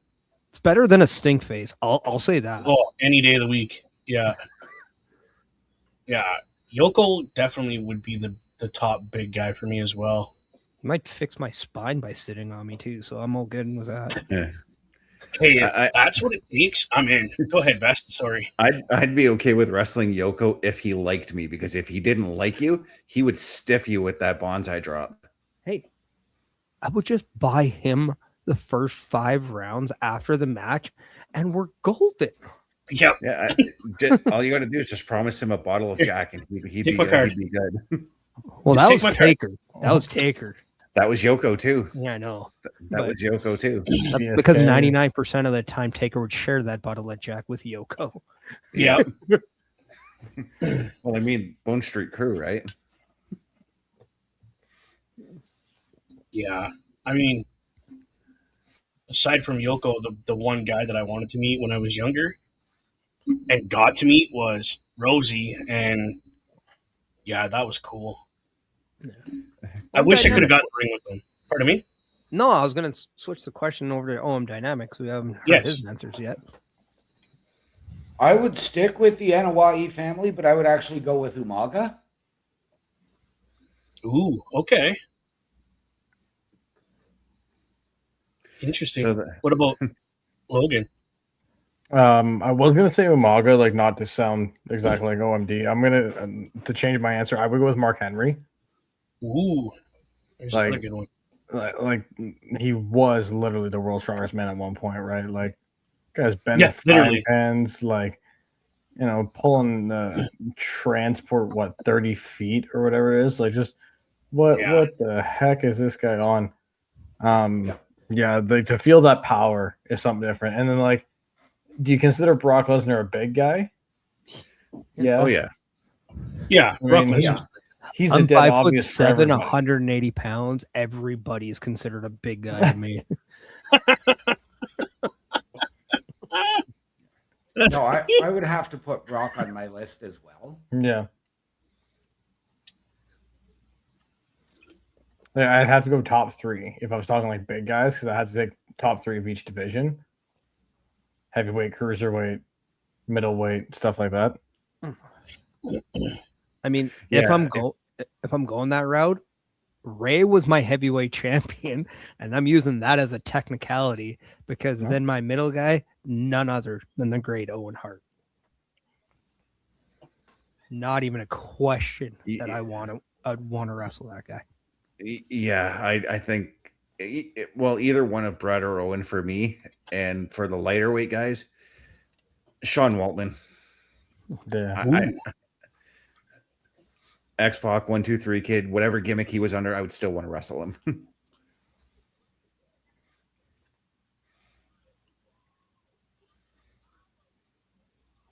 Like if I had to pick a lightweight of some kind,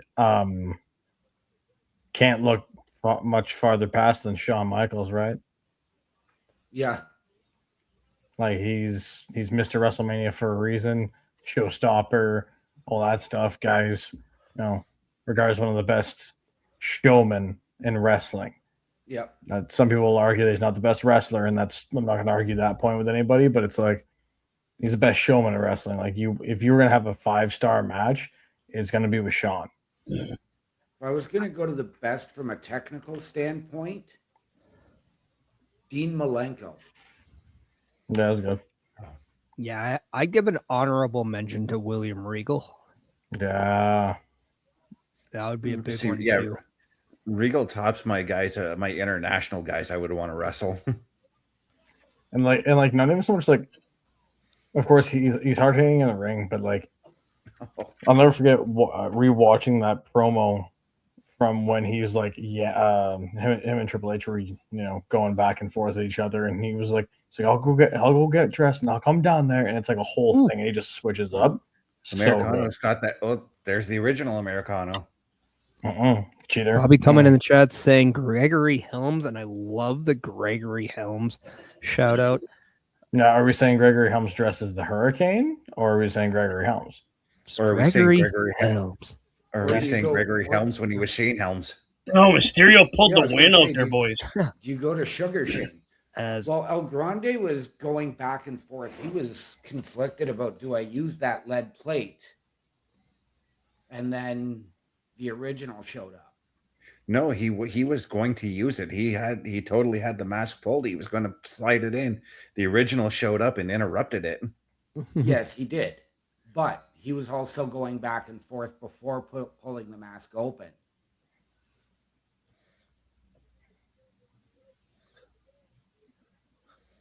Wow. So Ray puts that in his gear to make the Bronco Buster more lethal. Gotcha, Ray. I see what you're doing.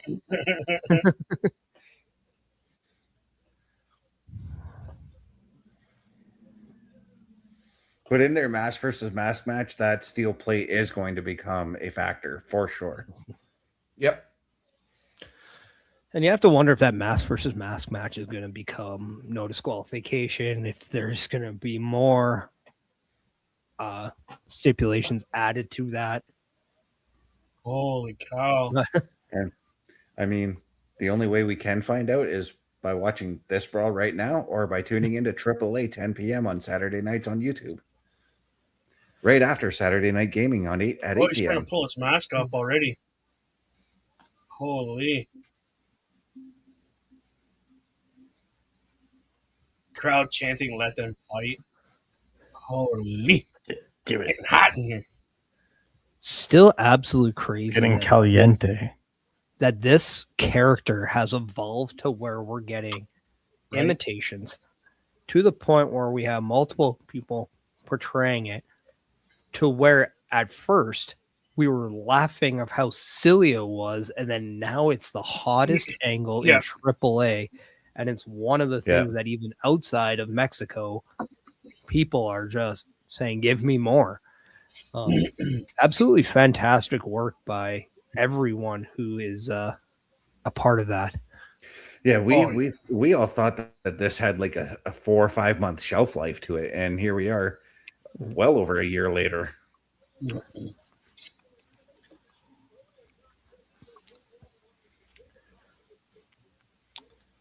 Oh, Fatu.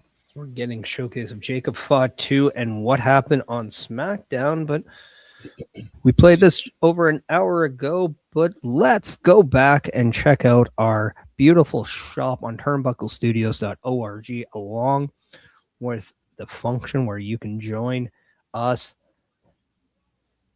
So here it is. A Turnbuckle affiliation program is looking for more people. If you have passion level for pro wrestling, sports, videos, games, or something else, then Turnbuckle Studios is the place to be. If you have ever wanted to pursue content creation and want to join our team, then we would love to have you. Check out turnbucklestudios.org or contact us by email today because your future is now, and we want you to tap in.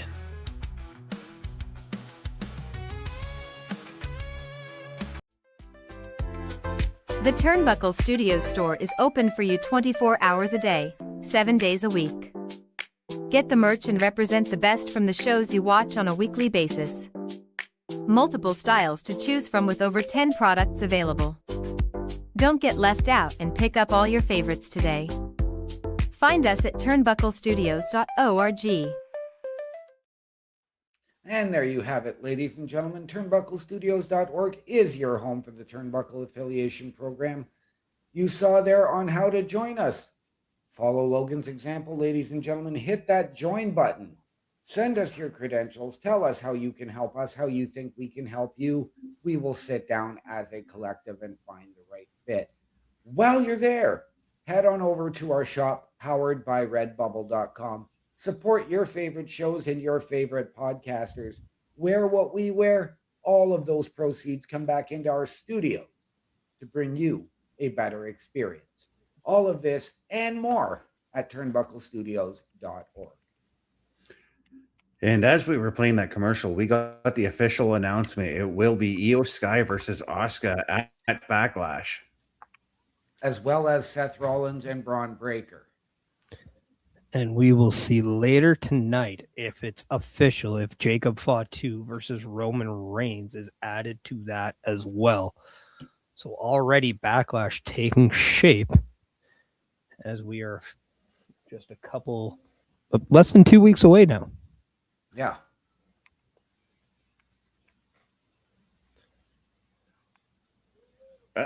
It's going to be interesting to see online that people are going to be complaining about how short the build to Backlash was. But if you really look at it, they've been building to Backlash since before WrestleMania. Well, it's funny because this is kind of what bugs me about the people that criticize the build. It's like, well, yeah, you could have said that no matter what they did, because of there is just over a month or just under a month between the two events. Yeah. Mm-hmm. But we're getting a story that a lot of people said should have been at WrestleMania, but is on Backlash. So I don't have time to listen to the people complaining about the Io and Asuka thing, because that's been going on for way too long. Yeah. Seth Rollins and Braun Breaker, that's over a year build as well. So with injuries, that's just what's happening. And what I loved is that WWE didn't force this match at WrestleMania. They allowed it to breathe a little bit, and they used Braun Breaker in a better way. And he actually returned at WrestleMania by costing Seth Rollins. I thought that was way better than a forced match. Yeah. And because of that, we now have even more of an emotional investment to get behind this. And what more do people want if they're taking time to criticize the build, when if they did the research, they actually realize we got a pretty solid build already.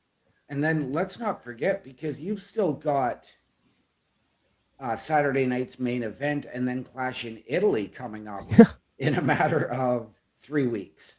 Exactly. Like, Yeah, so yeah, what WWE right now is essentially doing is they're dividing where they're building for each show. Now, I'm curious if we're going to see Raw, as it's already two matches advertised for Backlash, most likely a third later with Jacob and Roman. Yeah.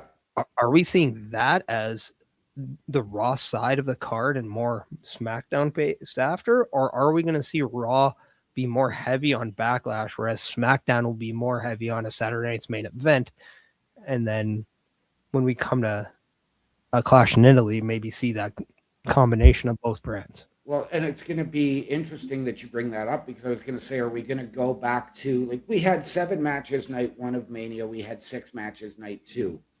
We know that the sweet spot really is around 5 matches for these secondary PLEs, I guess we'll call them, but they always tend to deliver. So do we go back to that 5-match card, or do we go to 3 and 3 and potentially add Punk and Rhodes?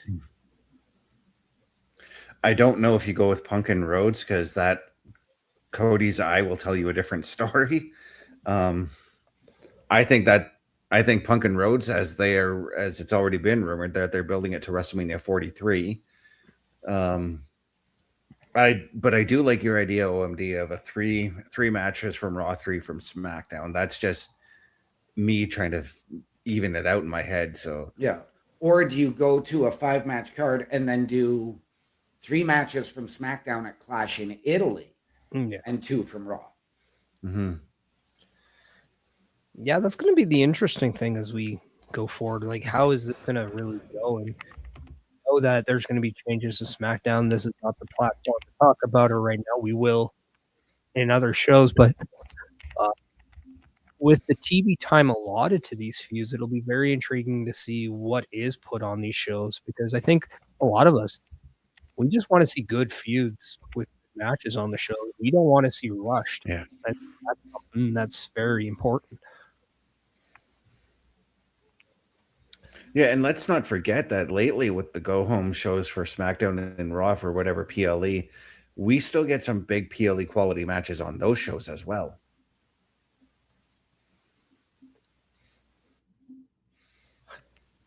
All right, I'm going to put it out to not only everybody here, but everyone in the chat. Does this match exceed 3 minutes? No. No. And if he's running for 2.5.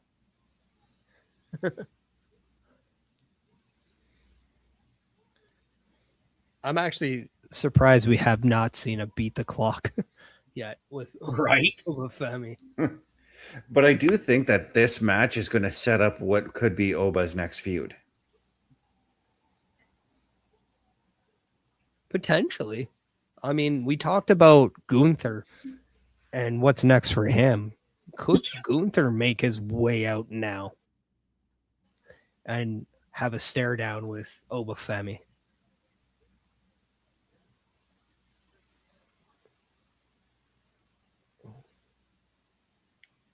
Would this not be a better scenario for Gunther to strike from behind, lock in that sleeper, or try and get Oba up for that powerbomb?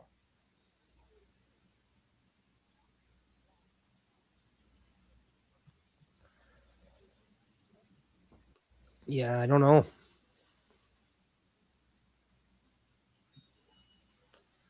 All right. Oh, man. No, Bobby's thinking it's going to be a minute. Poor Grayson Waller. But, I mean, Oba Femi is getting the Grayson Waller rub.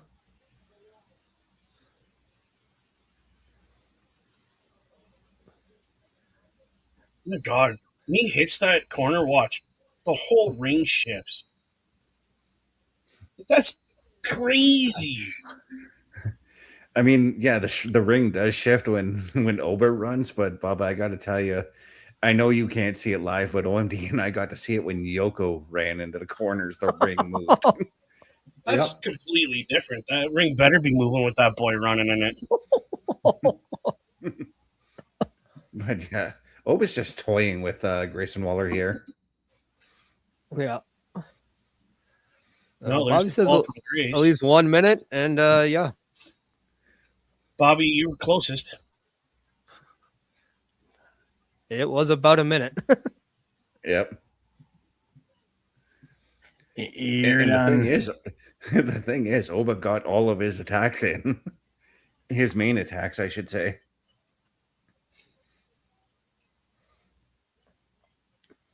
An absolute amazing. I mean, this is one of those examples where we talked about earlier where short matches work in most cases, and this one worked. Well, and I know a lot of people will have that narrative like, oh, what are they doing with Grace and Waller? And it's like, well, there's always a time and place. And when you don't have anything going on, you're kind of subject to these kinds of situations. It's better that he's on TV doing that than not on TV at all. Mm-hmm. And there's a lot of wrestlers that will say that they would rather be on TV doing getting the job than not being on TV and sitting in catering. Mm-hmm.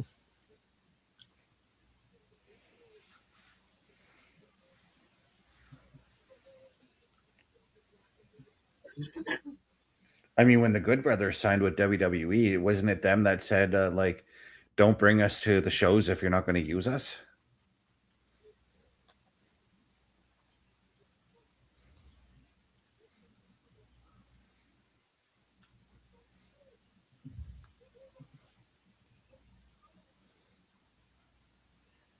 There you go. Open challenge. Oba Femi. Whoever wants the piece, get one out. The Oba Femi Open Challenge. I love it. The Oba Challenge.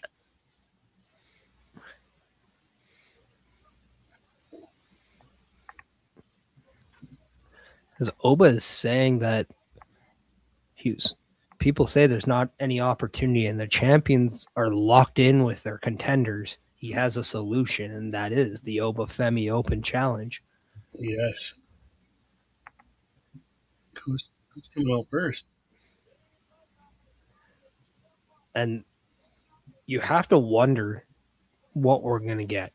Are we going to get big men? Are we going to get, say, is it Kofi Kingston next week? As Grayson Waller was kind of the sacrificial lamb here tonight. We'll say.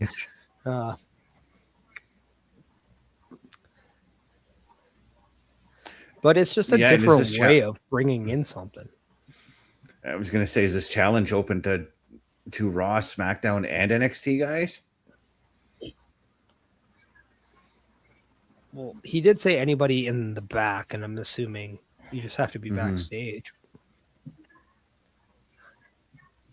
Because if that's the case, if this is something that continues on for like several months, there's a part of me that wants to see Keanu Carver step in and challenge Oba Femi. Quick.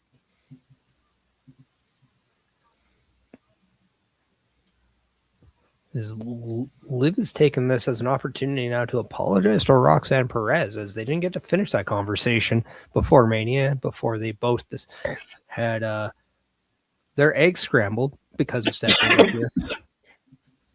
That's a way to say it.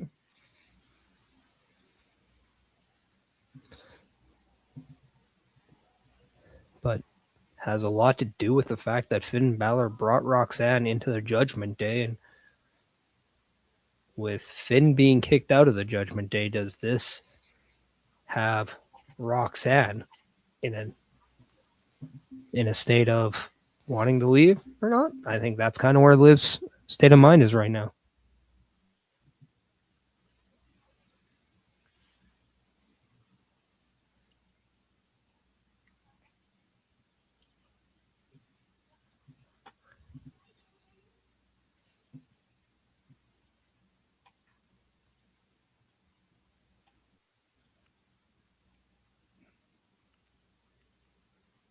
That look of uncertainty on Roxanne's face, though. Just wait. Yeah, I saw Finn pop in.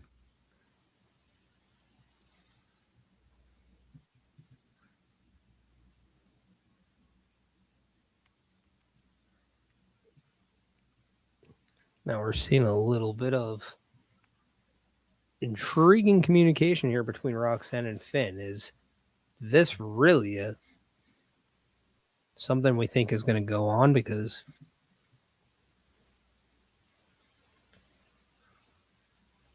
I'd be very curious if Roxanne Perez chooses to go against the Judgment Day or not.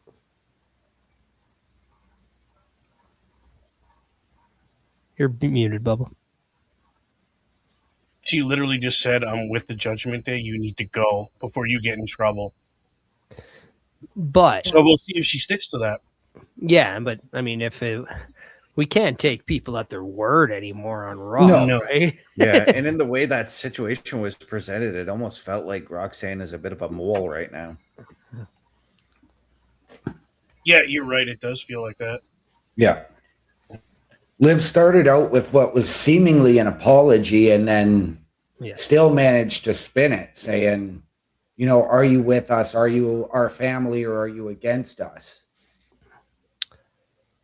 Does that really say Liv might be a little insecure when it comes to the situation? Because Roxanne has shown nothing but loyalty to really her. I mean, we can really say Roxanne Perez is a big reason why Liv Morgan is champion right now. Mm-hmm. And that's why that I noticed that look of uncertainty on Roxanne's face, because of just the way Liv had said everything, and then kind of lured her back into saying, "I trust you."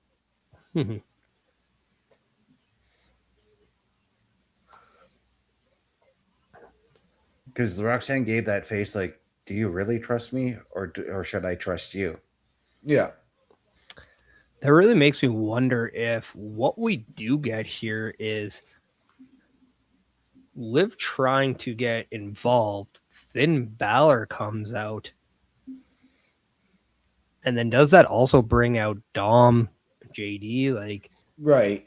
We talk about those explosive like side pieces. Does that come into play in this match?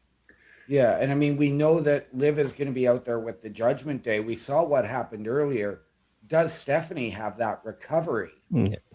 I was just going to say that, OMD, because Stephanie has been known, regardless of whether or not she's been beaten up earlier in the night, she still shows up to get her revenge. Yeah. And then we can't even forget about the newcomer, Sol Ruka. Now, we might get a little bit of time given her status from last Tuesday's last woman standing match with Zarya. Yeah. But she does have the history with Liv Morgan and the Judgment Day as well from that last week. So, but I mean, another name that we've touched on is, could this be where you potentially bring a Jordan Grace over to Raw? Yeah, I mean, I think the one thing I can say when it comes to the women's division as of late, it's just hard to predict. Yeah. I mean, it's almost like the women's division on both Raw and SmackDown are the pinnacle of the shows right now, because they're the ones that are giving you the more smoke and mirrors than maybe the men are. The men seem to be a little bit more direct, more predictable, where the women are giving you that unpredictability. They're the ones that are taking you on for that joy ride, and it's a very nice change, to be quite honest.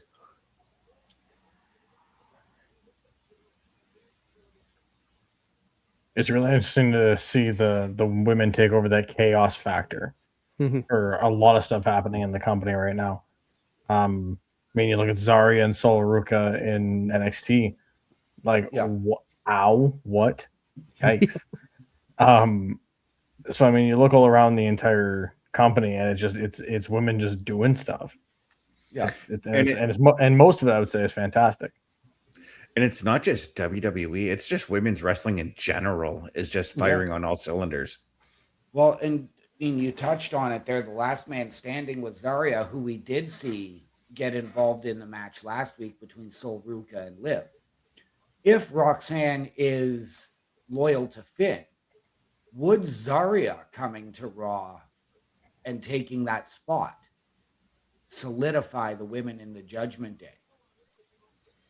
See, I don't know if you move Zarya up right away because you do need some women's star power down in NXT, and Zarya could very well be one of those women. I mean, you got Zarya down there, Izzy Dame, Tatum Paxley could all take the mantle that, you know, Fatal Influence, Sol Ruka, and all them have left behind. Yeah, Blake Monroe have all left behind.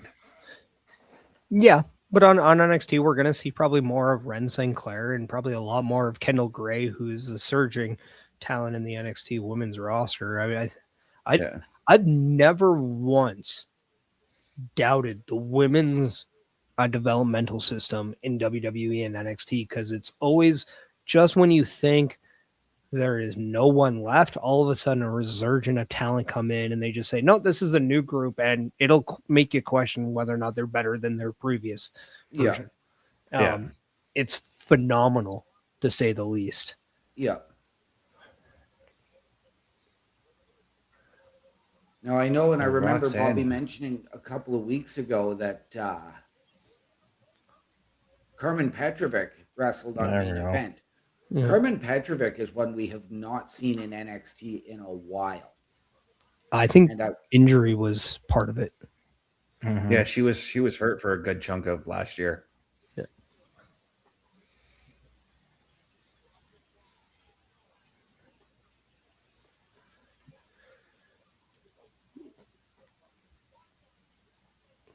And then let's not forget Lola Vice as a champion. We still have Jada Parker down there. There is still a lot of women. I would even say NXT was maybe, they had an influx of female talent there, and they almost, I think it almost worked better that a couple of them went up and allows everything just to breathe a little bit more, because the NXT women's division, I think, was the biggest part of the show and kept it running a lot of weeks.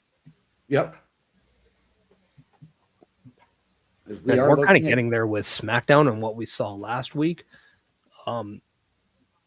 We already touched on how good the Io Sky Becky Lynch match was before, and now we're getting this tag team match.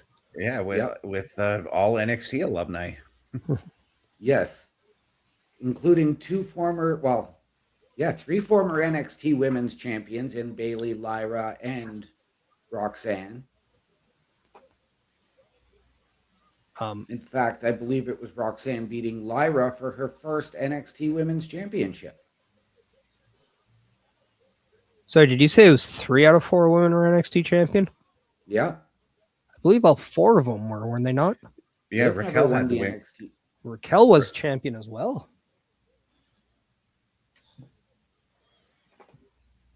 I don't remember that. Yeah, she was. She had a brief stint with that championship. In fact, it was Liv Morgan who is surprisingly the more decorative when it comes to women world titles here on the main roster, who's never an NXT women's champion.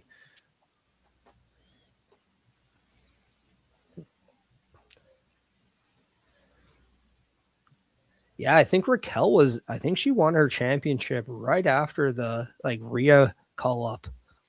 And it was kind of around that time. And I think she had Dakota Kai in her corner kind of around that time, if I'm not mistaken. Yeah. And I think that was the pandemic kind of right before the NXT 2.0 time. Okay. Near the end of that black and gold, but we do have a good chunk of ads coming in, so let's give everybody a chance to top up their drinks, or maybe even open up their calendars as we show them what is on tap this week. Turnbuckle Studios and the Turnbuckle Affiliation Program bring you the week of streams. All times are in Eastern Time. Monday night, we are on call as the Raw Patrol is on duty at 8 p.m. Tuesday brings you the flagship show, Turnbuckle Talk, at 8:05 p.m. Wednesday, we play games with the PlayStation Showcase at 8 p.m. Thursdays, we roam the jungle with the Boar's Nest at 9 p.m. Friday, we invite you to come for a ride with the SmackDown security detail at 8 p.m. The weekend brings you Saturday Night Gaming at 8 p.m. On Sunday, be sure to catch the Chris Parrish podcast at 12:15 p.m. And later in the day, the Locker Room presents Wrestling Recap Delivers at 7 p.m. Always be aware that weekend shows can vary in times, as the PLE Patrol and other watch party streams are always a must-see. Be part of the shows and join the chat every day, and watch all of the latest episodes on turnbucklestudios.org/shows. And please do not forget to drop a like, follow, and to subscribe to all of our channels, and when the time is right, all you have to do is tap in. And there you have it, ladies and gentlemen. Once again, turnbucklestudios.org is your home for the Turnbuckle Affiliation Program. There is something for you each and every night of the week, and we want you to meet the team behind each and every one of those shows. Chris Best, Chris Parrish, Logan Thompson, Bubba Duke, myself, and the Godfather, Carl Carafel. Click on each of our individual links to get our socials, as well as watch our latest weekly live episodic programs. All of that and more at turnbucklestudios.org. Yeah. And just for clarification, Raquel Rodriguez defeated Io Sky for the title in November of 2021, only to lose it to Mandy Rose at Halloween Havoc. This was at Stand and Deliver night 1 that this happened. Okay. That year. She, as I've forgotten, she was working under the name Raquel Gonzalez at the time. Yes.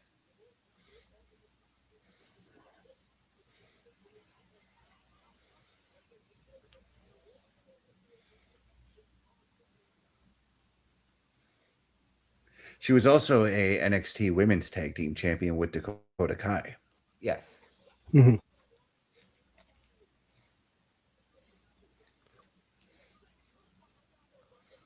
And I believe it was when she won the NXT Women's Championship that Dakota turned on her.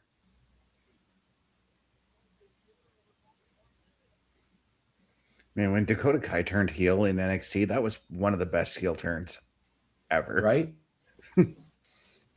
Slamming the door.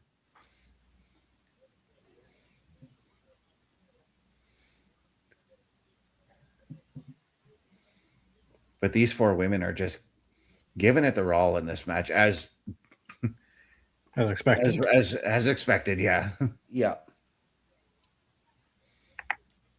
Now, we had looked at the idea of breaking up the Kabuki Warriors. Do you maybe have to turn your attention now to either one of these two teams?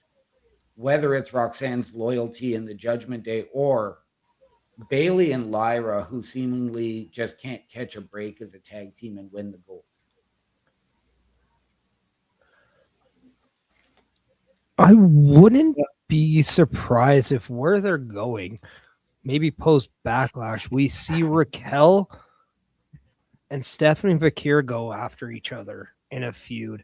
And this is where maybe we see Roxanne Perez turn on Liv Morgan, and that could be the direction we go afterwards. Thus now creating your top 4 with Roxanne, Liv, Raquel, Stephanie Valkyria. And then you have kind of Lyra and Bayley, who I honestly think need to be right into that tag team title spot. And I wouldn't be surprised if we're talking about them in the tag titles around the Clash in Italy. Okay. Yeah, I kind of think that where they're going with Bayley and Lyra taking all these losses is we're getting the tag team underdog story with these 2 women. Well, I mean, make no mistake about it, because I've said that I believe by the end of this year, both Roxanne and Lyra will hold the women's world titles, whether they're on Raw or on SmackDown. Roxanne Perez getting the big win with Pop Rocks in her hometown to a monstrous ovation. Huge.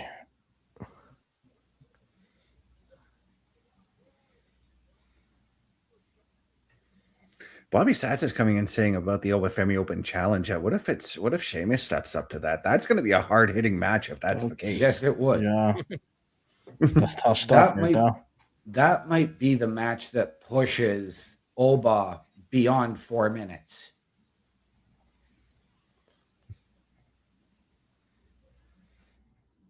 Well, if I'm not mistaken, Rusev did that a few weeks back. Yeah. But right now we're getting a promo package for Sol Ruca here. Yeah, given the match we saw last week on NXT with Zarya, it was very curious on whether or not she would have been present at Raw.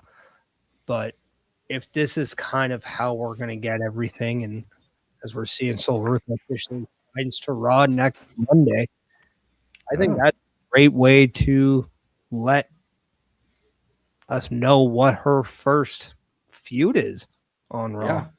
Because that has to be where somebody pokes their nose and challenges her or gets in that. Question is, who would that be? Becky, perhaps? Becky gets in her face, Sol takes exception to it.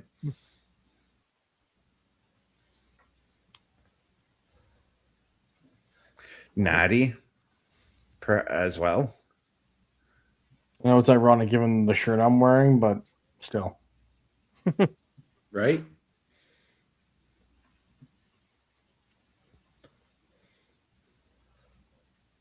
And yeah, we are met with your new world champion, Roman Reigns. He defeated CM Punk at WrestleMania in what Dave Meltzer now calls a 5-star match because, we all needed to know that. Like, we couldn't figure out that match was just phenomenal. Ooh. But, does look good on them. Do we think this match is going to have if you win, you're champion. If you lose, you're in my bloodline and you must acknowledge me type of scenario? Yeah. Yep. Because Roman said it last week. I'm not saying yes. I'm not saying no. You win. Yes, you're the champion. You get all of the things that you want for your family. But look at the flip side. You lose. Can you acknowledge me? And that's essentially what happened to Jey Uso at the very beginning and what started this formation. I was just going to bring that up. I like Lightning McQueen because I am speed. I may have seen that movie like 100 times in the last week.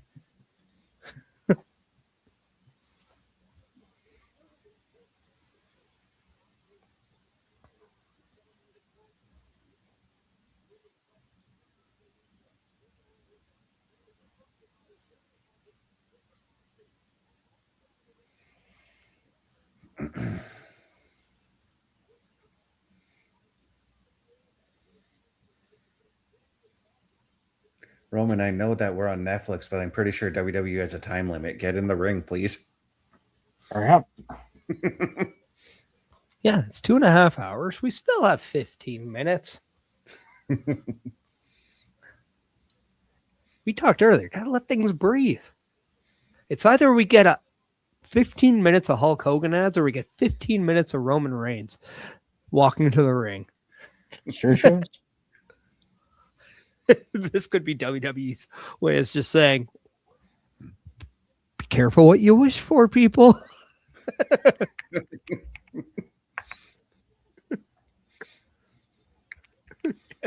Then Rome's like, this is what happens when I don't get my weekly, my bi-weekly vacations.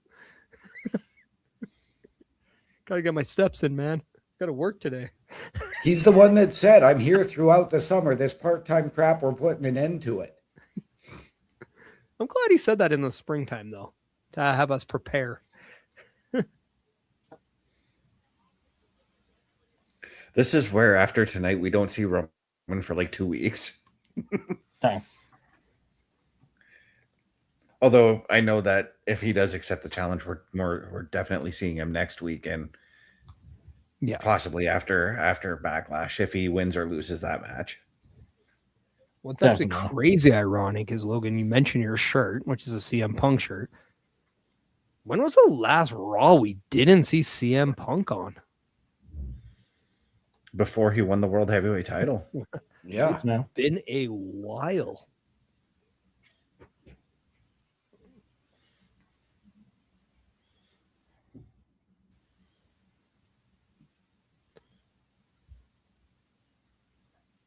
But the thing is, the difference between Roman and Punk is when Punk is, I expect Punk's going to be gone for a little bit, but when Punk returns, it's going to be big still.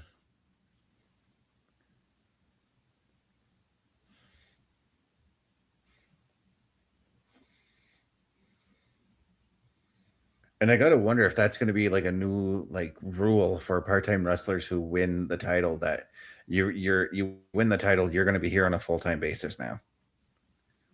I don't think it's a rule for, and I don't think that's part-time. I think a lot of the veterans just have a selective date calendar, but when you don't have the live events also as much as they used to, I mean, this does help with a lot of the veterans. And I think that's why we're seeing like guys like Randy Orton allowed to have that longevity now, Rey Mysterio with that longevity, and people like Roman Reigns is taking full advantage of it because it allows him to transition to other projects and side projects that make him that bigger star that is no longer there, with John Cena now retiring. Hulk Hogan is passed away, and The Rock is not there. Like, we need that crossover megastar. And right now, I think Roman Reigns is the closest to that than anybody on the active in-ring roster. Yeah. And I've always been good with, even though Roman, yes, the 4-year run was probably a little too much, I was good with it because he felt like an attraction. The championship felt like an attraction, and it didn't have to be paraded out each and every week. And to kind of touch on that, he was kind of the wrestling's guy to defeat Lesnar, and to kind of always transition from Lesnar being that choice. Mm-hmm. And to put it into perspective for everybody who doesn't know, to Raw's live event schedule was they do Raw live, then they go home for like Tuesday, Wednesday, then they're back out on the road Thursday till Monday night, nonstop. This was every week that they did that. Mm-hmm.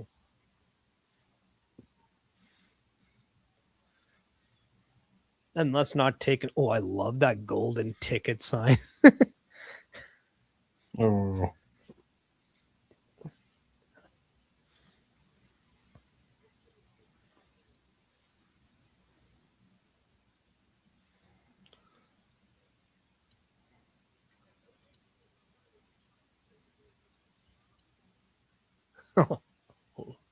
I love that.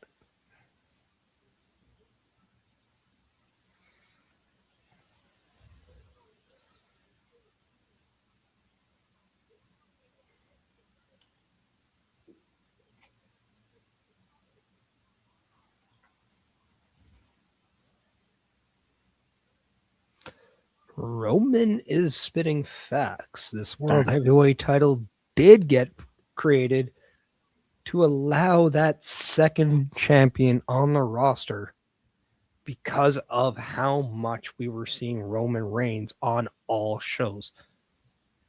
So, in the best Alanis Morissette, isn't it ironic that Roman Reigns holds that now same title?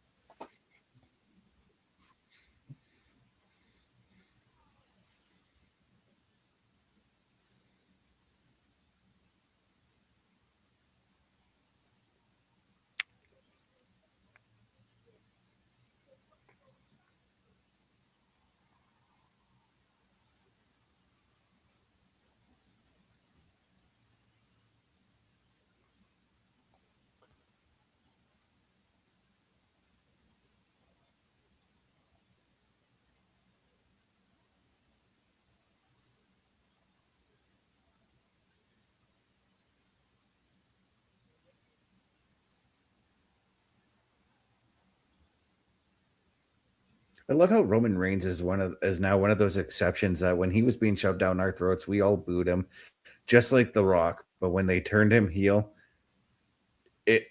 he became very beloved. Well, it's because that heel turn was what the fans wanted. We wanted to see him fully break out of the Shield. And whether it was gear, music, whatever the case was, he just wasn't ever fully away from the Shield. And I think the time he turned heel and joined Heyman, that was the first time we saw Roman Reigns with no Shield association in any way. And we're able to look at him now as an own entity. And I think it just is what I think too, like with John Cena, we wanted to see John Cena turn heel and they never gave it to us in his heyday.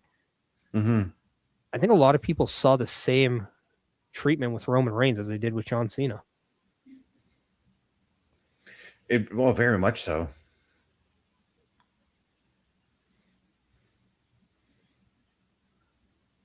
And it goes back to what Logan was saying earlier, that sometimes if you're going to attempt the same storyline, sometimes it does work.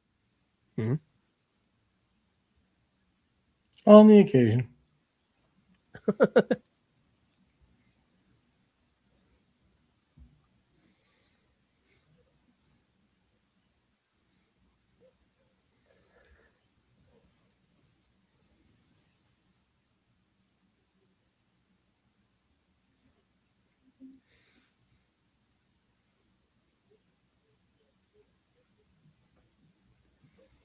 I mean, when it comes to Roman Reigns, we are a long ways off from that suffer and succotash promo. Yeah. I totally want him to bring that back now because I feel he would totally own it. Yeah.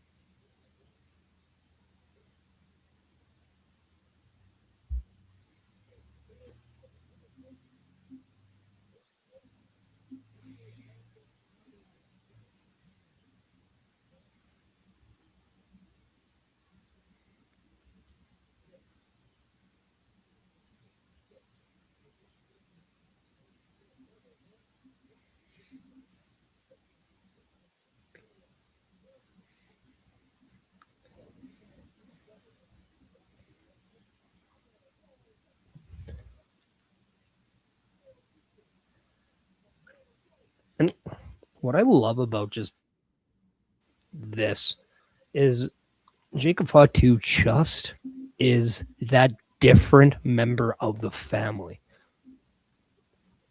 We saw through the whole iteration of the bloodline that it almost seemed like Jey Uso was becoming the guy they would pass the torch with. We saw the Hamlet-esque storyline with him, only to see him become a world heavyweight champion. But then the run didn't go as planned, and he goes back to being in the tag team. But Jacob Fatu got to where he is despite being a part of a faction. He broke out of that. He can go head to head on the microphone with just about anyone. He brings the fight like not a lot of people can. I don't think Roman Reigns has faced a guy like Jacob Fatu in his own family.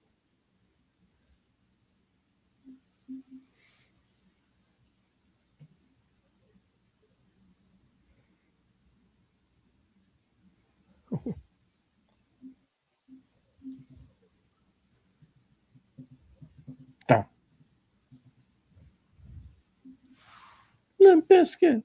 Oh.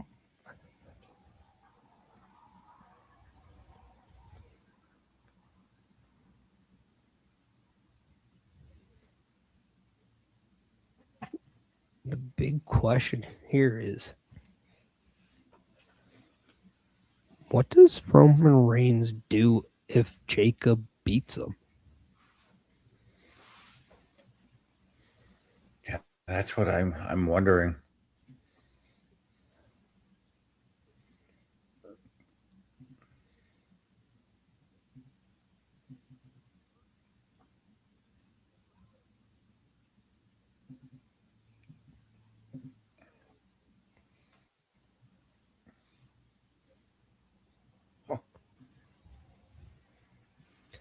and a full attack from Jacob Fatu on Roman. Dang. As soon as the word nepotism comes out of Roman's mouth.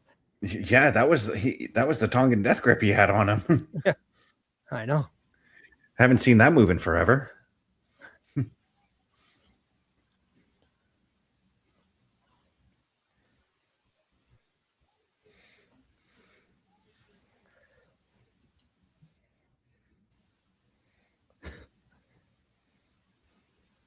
I loved how we're just getting a completely different challenge brought to Roman Reigns. Yeah. That's nuts. CM Punk tried to go personal, but nothing's more personal than actually inside the family. Yeah. Yeah. And against someone that, I mean, sure, Roman has had threats in the past for his championships, but this might be a very legitimate threat for his championship here. And listen to how divided the crowd is and how they don't know how to react to what we just saw. They're not sure.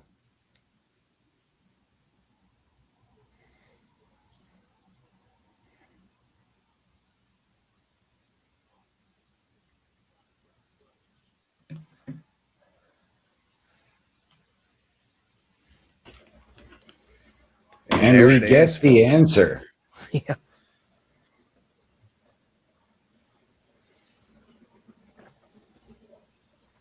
And it's Jacob Fatu saying, I'll see you on next week on Monday. And just the disbelief on Roman's face as the credits went off. Yep. That is a face that says 1,000 words. He knows that Jacob is a big threat to his championship run. And Jacob proved it on SmackDown when he took out the entire MFTs by himself with the Usos watching in disbelief too. They were shocked. This is a different beast. And I said it on not only Friday, I said it on Sunday. I think this is a time WWE should strike when the iron's hot. They should look at not protecting your top stars. And if there's somebody there worth taking a shot at, you did it with Randy Orton. And yeah, it didn't work out, but it worked out in the end. You did it with John Cena, worked out well. I say the conversation of putting Jacob Fatu over at Backlash, that needs to be heavily discussed. Yep.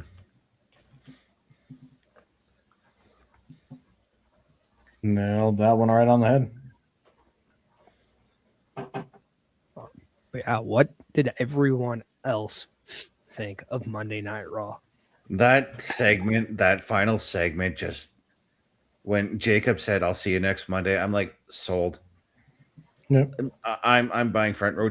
I want front row tickets. I want to sit there. I want to eat some popcorn. I want to shush the guy next to me, and I want to just watch. Yeah. This was a fantastic show. The matches all delivered. Though, again, I could do without the Obafemi squash. But you had Penta and Rusev open the show with a banger of a match. Then you had the two women's matches. And, I mean, we've said it all night. The women are really taking this to another level. They have outshone the men for the past probably 2 years. And they have something to live up to. But the emotion that we are going to get at Backlash, just as we just saw, is going to be off the charts. I think this match has the potential to beat CM Punk and Roman Reigns from Mania.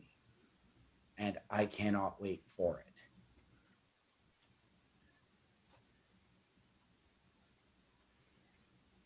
Anybody else? I'll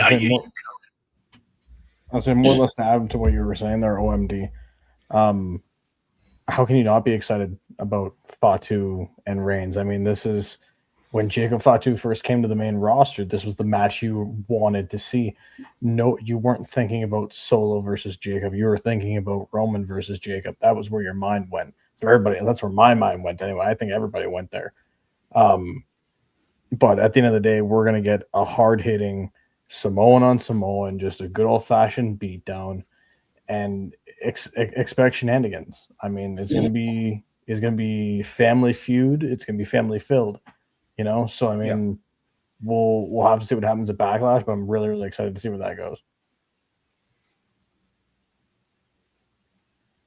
Yeah, I don't think there's going to be shenanigans though. I think they're gonna. The Samoan people don't like to get involved with family things as much as you think they do. I think the family is going to be told this is between us. We're going to settle it once and for all. And the Samoan werewolf is coming out on top because I think he's just got Roman's number. Okay. What about you, Parrish? Again, I think I said it at the end, like, this is a completely different challenge we've seen on Roman Reigns since he started with his historic run as champion. The only guy to have never been beaten fairly by Roman Reigns, and I say fairly as in never got pinned, never submitted to him, and never got a rematch or anything, was Seth Rollins. Which is ironic. It was a different family member that escaped Roman. Jacob Fatu just brings a completely different side of challenge. We saw that Tongan death grip. We didn't even let Roman finish his thought and his words before Jacob attacked. That is the unpredictability with Jacob Fatu that Roman Reigns should be worried about. And I really do think this could be the right time to not only flip the script, but really hit the viewer with a complete pivot when watching how they view this story goes with the bloodline. Because if you're the Usos and you watch this, why not take the side of Jacob Fatu here? Yeah. Well, and we saw it last week when they had the Raiders jerseys on and they had them on backwards the way Jacob wore it. Mm-hmm. I am all for expecting full-on shenanigans. I think you are going to see Solo excommunicated from the MFTs, but rejoin Roman and the Usos, and Jacob is going to take the reins of the MFTs. And the big question is, does Zilla Fatu become a part of the WWE in this angle in any way? Do we see Tama Tonga leave Solo and join Jacob Fatu? Like, there is nothing we can say that really could tell where this story can go. Yeah. And on that note, as we bid our farewells, OMD, what are those words we like to go out on? Ladies and gentlemen, please always remember the world is better with you in it. From all of us here at Turnbuckle Studios and the Raw Patrol, to those of you out there wherever you are, good night, good luck, we out.